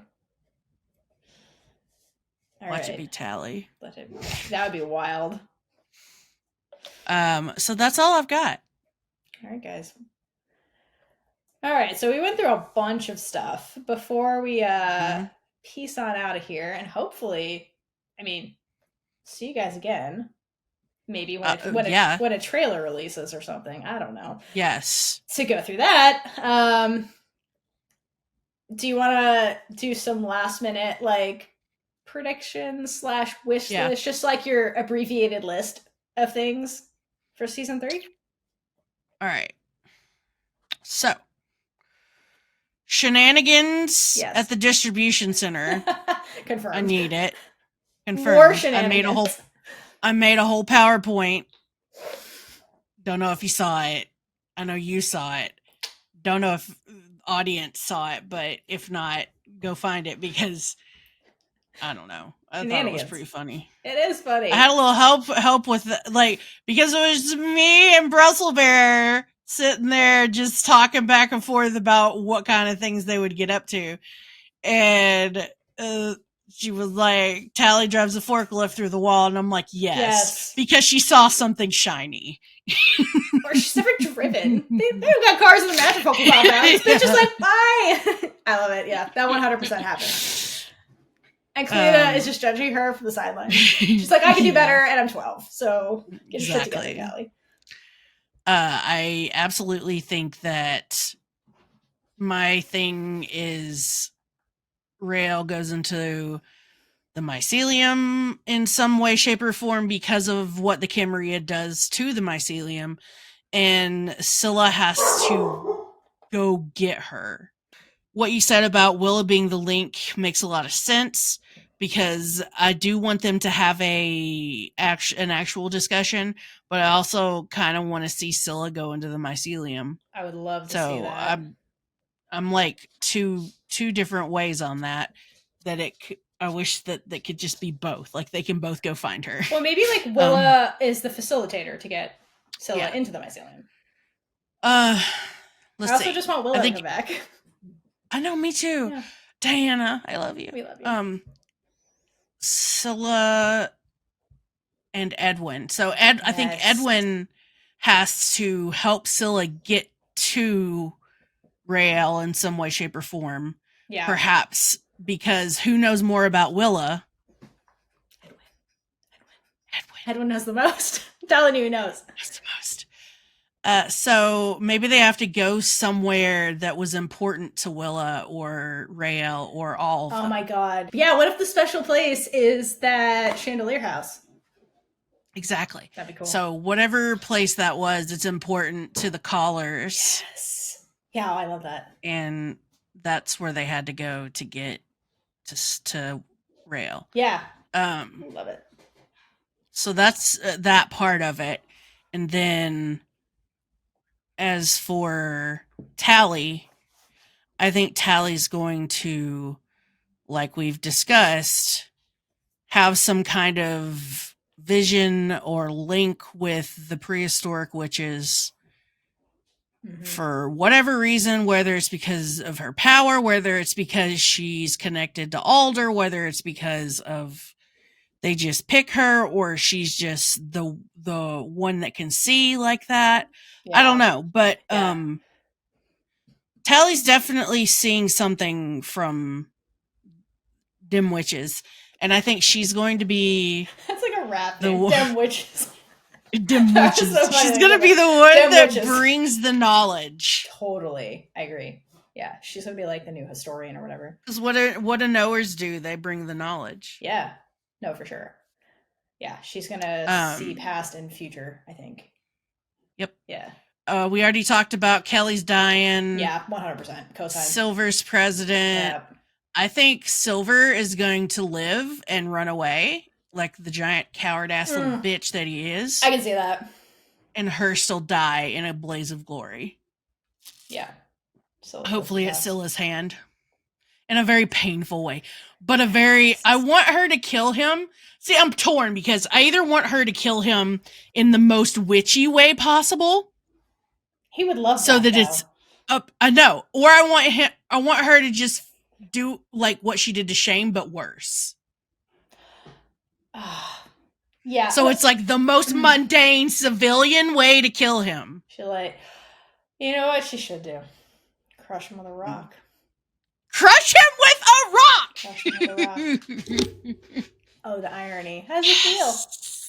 How does it feel? Is your witch play gonna save you? I don't think so. Should I add another rock? So, add another rock. Yeah. Yeah, I'm torn. Or- Either of those would be fun. Yeah. I mean, I just have this vision in my head of her face as she's doing this because she has no qualms. There would be no qualms. No, shoot her skills ass. Yeah, no hesitation. Killing his Like, ass. She'd probably make it last as long as possible. I agree. I think she would torture his ass. Yeah. And that's fine. She's just fine. And also, it's war. I'm allowed to do what I want. War. It's war. There's no rules. Yeah, I think she totally would do that. Stabbed Shane with a unicorn pencil. What's Public service. Yeah. exactly? Anacostia, I think, is we only have a little bit of we only have a tidbit about her, and that's that she Sterling. I've forgotten his name. Sterling escaped.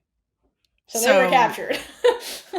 I think I think that they escaped from Fort Salem. Yeah, I think so too. Because we know Petra but where's Petra? What happens to Petra? Yes. What's going on? That's Mama the question. Bellwether, where you at? Right. What the fuck's going on? I think she's trying to put out fires and getting frustrated as fuck. So is she still alive at the end is my big question. Yeah. They gotta kill somebody. I know. I have theories about that. I'll get into it, but my answer is no. I think Petra dies, unfortunately. Anyway, yeah, I'm very sad about that possibility. Me but too. Yeah, so I see since Abigail and Adil go back to Fort Salem, I think that they have to kind of like sneak in and connect with Petra in some way, shape, or form, because we know that Adil can do the invisibility correct stuff and move walls and recreate them and stuff like that. Exactly. Yeah. So I think Adil gets them in and they get to Petra and, find out that the whole place has been overrun by civilians, that Petra no longer has any real power, yes. and that everything is all wackadoodle. Yeah, I agree. And Isadora is in her lab screaming at the top of her lungs for all of these fucking civilians to get away from her stuff. Let's be real. They had to jail her pretty fast. She's in the brig. They're like, you need to calm down, ma'am. Yeah, she's in the brigs. There's no way she I think, here's my other prediction for Isadora. Isadora kills Kara.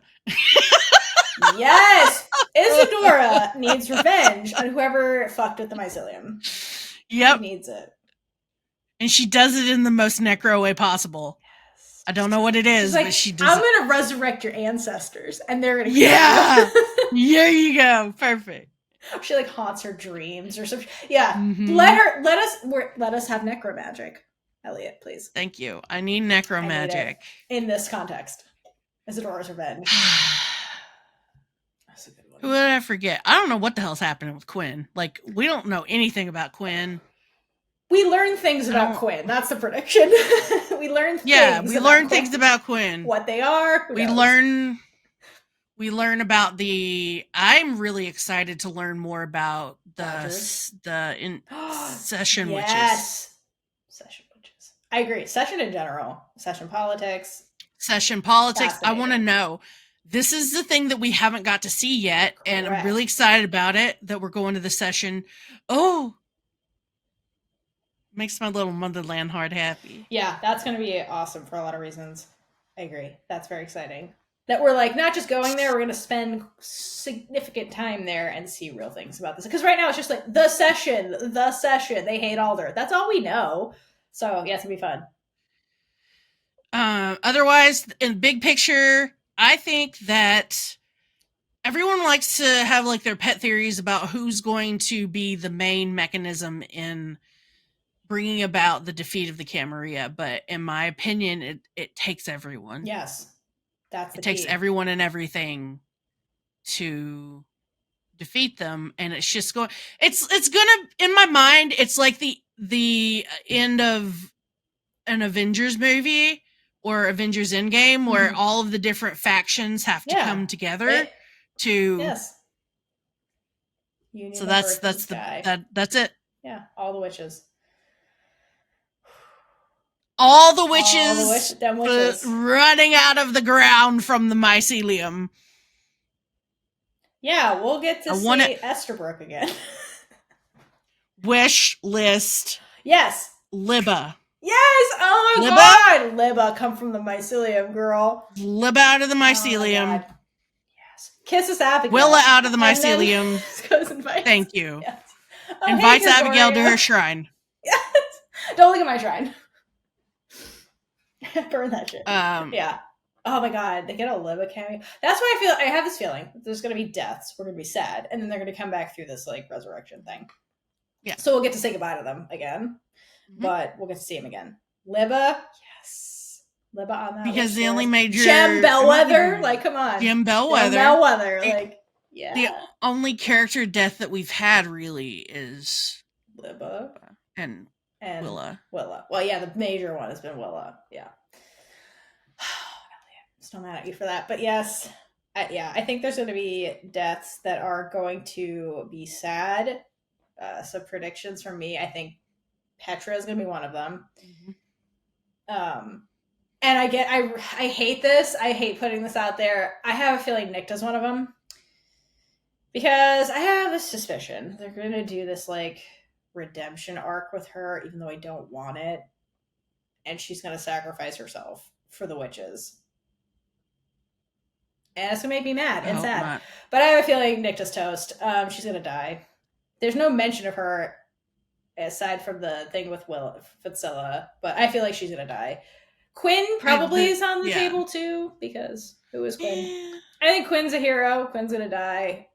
I don't think anybody from the unit's gonna die. Maybe they frame whatever happens to Raylla is maybe she'll die, so it's like a scare thing that motivates Scylla to like save her or whatever, but I don't think anybody from the core 4 is going to actually die in a permanent way. No, we might get a scare.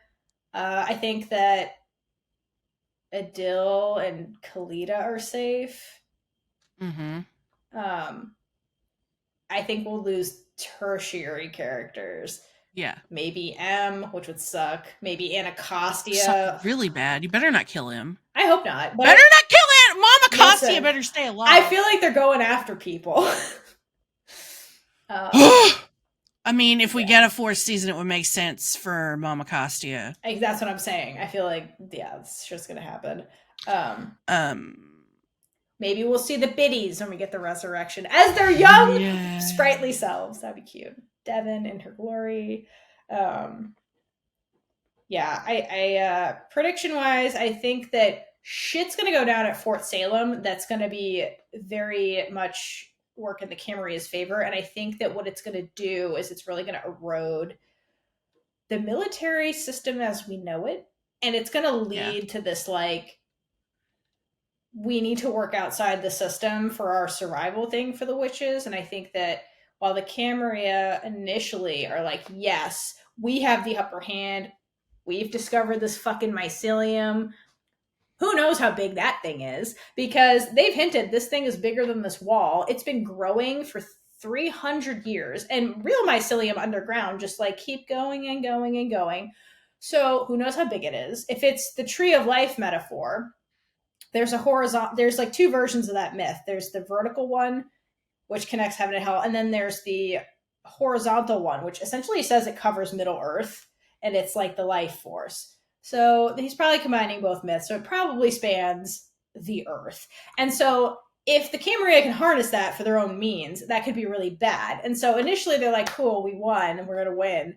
But I think that by eroding the military, they're actually going to do the witches a big favor, because the military system as we know it is what's really holding them back, because they're existing, but they're existing through a set of rules that the civilians have imposed on them. So it's actually holding them back, really. And that was kind of the story with like Anacasti's parents and like how they died when they didn't have to, and the tragedy of that. So I think it's actually going to liberate them in a way.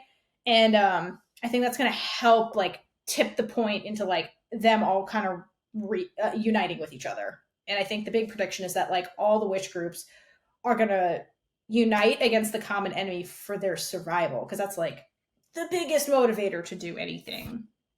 Which is a symbol. Which is a symbol, all of them across the globe. Because like the Camarilla is global also. It's not just the United States. It's just we're seeing the perspective of what's happening in the United States, but this is happening across the globe. So like globally, that's not nothing. Like uniting, I mean, like we can't even unite people now against like children getting murdered in schools. Like to do that is really seems super impossible, but we shall see how the witches handle it, since they were once a united people, according to our theories.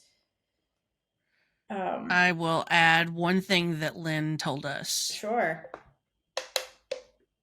Lynn said she was trying to give us tidbits in a very roundabout way. And so not that she said any, basically as you said, you're correct, the mycelium is worldwide. That's what myceliums do. So that makes sense. Yeah. So it's an issue if the Camarilla can use it against witches, because it will affect globally. So that's what I think. I think they're going to be like, hey, we're affecting them, we're winning. But I think that's going to be the real push for like all the witches to be like, fuck it. Yeah, we're really in danger. We got to unite like now. So I think it's going to work against them.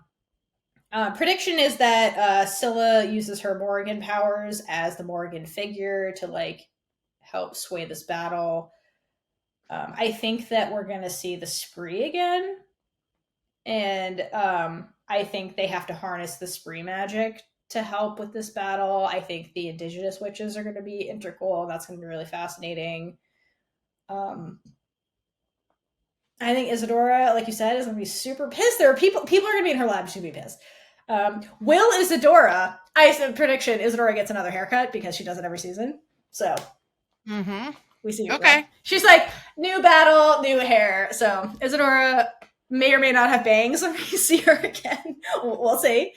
I think another thing I'd like to predict is I think we're going to see other branches of the military this season. There were not BTS, but like actors posted photos of like lakes with what looked like a battleship. So I think we're going to see the Navy at the very least, because who knows why, but I think we're going to see multiple branches of government, not just the Army this season. We know they were filming at a marina. Exactly. I think unfortunately we're going to be exposed to not our daughter's bullshit, because yep. We saw that. Behind the scenes. There was a loud and proud sign. So unfortunately, they're not going anywhere. Yep. I think, let's see. Nikta. What the fuck is Nikta doing is really the question. I would love to see her and Scylla just interact, which we know is happening. But I want to see the bond because I think it'd be super fun, and being on there, be gay, do crime stuff because that'd be super fun. Mm-hmm. But other than that, I wonder what on earth she's going to be doing. I predict that she will have to teach them being like the fugitives, some kind of spray magic because they have to like camouflage and survive. So I think she's going to like impart her wisdom on them a little bit. At least we know Tally's interested in something she's doing. But I think she's going to play the role of just like mentor, mentee with maybe some of them, but in a way she's like the one that's helping to really keep them alive because she knows is better than anyone how to survive and stay hidden. And so I think she's going to be really integral there. When we get to like them splitting up in the battle and stuff, I don't know what her role is really going to be, but we shall see. And Edwin. In the beginning, I want her to be the annoyed older sister type. I want her to be like, I hate all of you. I want to go home. I hate this. You kids are freaking annoying. Yeah, she just like sits in the corner with Quinn and is like, what the fuck are we doing here, girl? Yeah, the drama over there. I need whiskey. Can those two stop making out for 2 seconds? Every time I look at them. Yeah. Poor Nicta. And Edwin. So prediction / wish list. I want him and Raylla to have an actual conversation about Willa because that needs to really happen. Like a real one. Whether Willa's there or not, there needs to be some truth bombs from both sides about the Willa stuff because Raylla really needs to deal with that. She really hasn't. Like, even when we had the conversation after all that went down with like Raylla and Scylla, they really didn't talk about it. Like, Raylla was still pissed off about it. Raylla needs to process that at a minimum, just that stuff. Because I think that's one of the big things that's really holding her back with like envisioning any kind of future is the mama stuff because she has mama problems and needs to deal with them. So that's my big thing on the wish list is Raylla therapy. It's gonna be wild. That's all I'm saying. Oh, and M, I think we're gonna get a lot more M, which is exciting. And I want to see M on their spy game. That's what I want to see. I want to see M. Yes. I want to see M as a spy, and M, who's presented to us as like the ultimate like rule follower, breaking the rules because M knows this is all bullshit and this is all wrong. And I think we got a glimpse of that at the end of season 2 when like the unit was getting arrested and M was like, why are you arresting them? They did the right thing. So I would like to see M as the little rebel on the inside, like rallying the military witches to like fight back however they can. So I think M's the resistance leader. Yes, the resistance leader. That's it. Yeah, she's M's going to be like the leader of the rebels, basically, in the military. Oh my god, please! Yeah. I can see that so easily because I could see M very easily convincing all of the Camarilla goon assholes that are inhabiting Fort Salem that they're going right along with everything they say. And then right as they turn their backs, oh like, my all right, god, this is what we got to do. What if they do like I do not think Elliot would do this, but what if they form like in Harry Potter like Dumbledore's army, but it's like Alder's army? Yes, and it's M's in charge.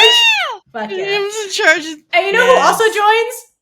Fine Lady and Magna Verger, who's like, fuck this. Like, I've been around long enough to know this is some bullshit. And they convene in that haunted house because nobody can get in. Yep. Perfect. There it is.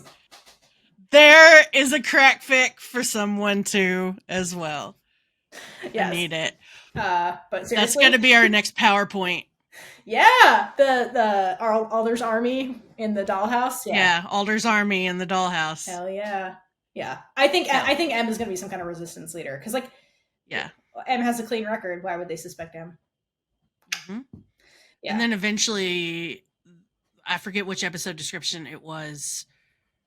4 maybe when I think that they're gonna. It was Adil and Abigail, or I know. Adil and Abigail, mm-hmm. and reuniting old friend. Mm-hmm. Mm-hmm. I think that's M, and then I think that part of that resistance movement is gonna be in line with Anacastia's plotline, because she's the intelligence officer, and I think she's going to be the one who's connecting with the other branches of the military. And I think she's going to help fuel this movement. And I think she's going to be the one that's going to help bridge communication with not just the unit and their little group, but like maybe spree cells, maybe Dodger communities. Mhm. Because Anacostia is the one who's like, hey, there's other groups of witches. We should probably be like using them. And I think Petra is going to be like, yes, whatever, do whatever. I'm so sick of this shit. Like, rally everyone. So I think that Anacostia is going to be on that side mission to like communicate with other witch groups. So yeah, I think she's going to be doing that. Just had a thought. What if Petra sacrifices herself so Anacostia can get out? Oh my god. I think, yeah, I can see that. Honestly, yeah. I hate it, but yeah. I really think Petra's going down. And then we'll see her when they resurrect the witches. But yeah, I think that's definitely plausible. I hate it, but I think it's plausible. Because I think they're going to be like the only ones they can, well, not the only ones. I think they're going to form a very big bond, her and Petra and Anacostia. And I think Petra's just going to be playing nice with Wade and nice with this civilian group, and it's just going to be awful. Like, Petra's story is going to suck. She's in this impossible position, but I think that the thing that gives her hope is not only that Abigail's alive, but that Anacostia's doing this thing. And I think the other thing that's going to complicate Petra is Wade's going to be like, well, your daughter's gone. That's convenient. Maybe she'll put in an investigation against Petra. And then Petra's under scrutiny. Quite possible. Yeah, so I think Petra's going to get in trouble one way or another. It's not going to be a fun ride for Petra. Petra's going to have a lot to deal with. So. Petra will end up in the brig with Isadora. Yeah. God, that's so funny. Different crimes, but yeah. Yeah, for sure. But things are going to go... They have to plan their great escape. Oh my god, that could be amazing. Yeah, the things are definitely going to go down with... Fort Salem in general is going to be under attack in a very different way. I think Fort Salem is going to cease to exist as any character knows it. I agree. And the Camarilla is going to take it over totally, and that's why Anacostia has to get out. Petra goes down for the sake of Anacostia and Sterling getting out, and then after that, the Camarilla are all congratulating themselves on the fact that they have got Fort Salem, which is like Aldrich's place. Yes. What if? But go. Yeah, go. Go. No, go ahead. You go. It's yours. I have an idea. But there are still resistance people within the framework. Yes, I love all of that. But one more thing to add. So later on, one of the descriptions says that Abigail, go back to Fort Salem. Mm-hmm. What if there's a Petra trial or a Petra execution? That's why they're going back. Because why would they go back? Yeah. And either they succeed or they don't. But that would be something that would motivate Abigail to go to Fort Salem, who's wanted by the government. Like, that's crazy to go to Fort Salem. Unless the session elders are like, we're burning your federal whatever the fuck this is. They're free, which I don't think is a thing, but something pretty big has to motivate Abigail to go to Fort Salem as a wanted criminal by the federal government, especially if the Camarilla run it. Mm-hmm. Petra. Because Adil will go wherever she does. Yeah, he doesn't give a fuck. He's Abigail's bitch. He's everybody's bitch. Mm-hmm. So, yeah. I love that he's Abigail's bitch, and then bitch. We have the queer canon couple just like equal. Adil thinks he's equal to Abigail, but no. I want to know what Rayla's arguments would look like. I think it would be a lot of Scylla being silent and mad, and Rayla trying to get her to talk. Rayla also strikes me as the type to like act like a toddler and toss things. Yeah. And so it's like, we have to return that library book, Rayla. What the fuck? Exactly. Rayla, you just destroyed a library book. Now we have to pay for it. Yeah, exactly. That's their argument. Pick up those files. Yeah. That's Rayla's Scylla's bitch. Let's be real. Yeah, that's true. Like, Okay, fine. like, I mean, there are some things you could Yeah. obviously get away with, but Last prediction / yeah, I guess prediction. I think in line with Fort Salem not existing the way it was previously, I think the same is going to be true of the mycelium. I think by the end of the season, it's going to cease to exist as what it was and will morph into either something else in a smaller magnitude or just like there will be a rebirth of the mycelium, or it's going to morph into something else, because I think the Camry are definitely going to taint it somehow, and it kind of has to go through a life and death phase in some capacity. So I think it is going to transform also into something else. I could see it like exploding in some way, shape, or form.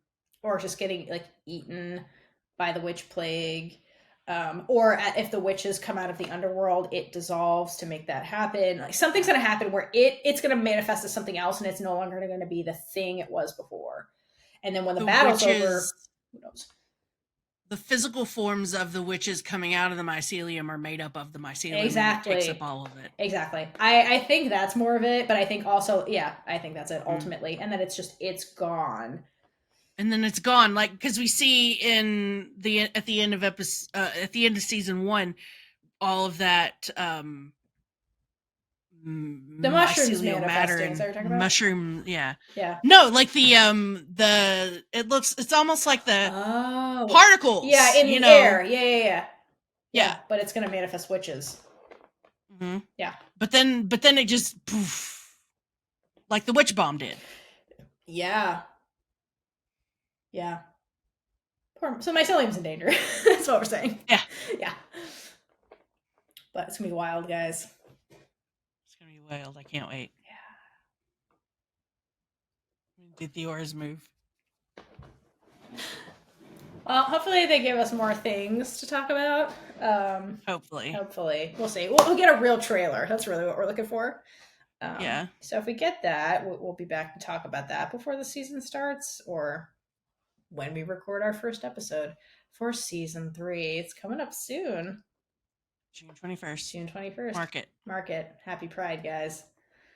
Happy Pride. All right, guys. So between hydrate for Lesbian Jesus. So hydrate for Lesbian Jesus. And get ready for the final battle, not just for the show, but for our campaign to save it.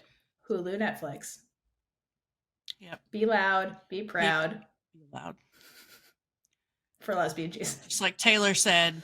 Taylor literally said, just be loud. Be annoying. Yeah. Mm-hmm. So, I believe in us. Yes, I do. I think it's very possible. Agreed. All right. Thanks for listening, guys. We'll see you soon. See you soon. If there's anything we missed out or you have comments, if there's photos we didn't talk about, whatever, articles, send them our way. Yeah. Until next time. All right. Until next time. Bye. Bye. And with that, we've been Big Witch Energy. If you like this episode, check out all of our other episodes right here on YouTube. Please like, comment below, and subscribe for more amazing content. Hydrate for Lesbian Jesus.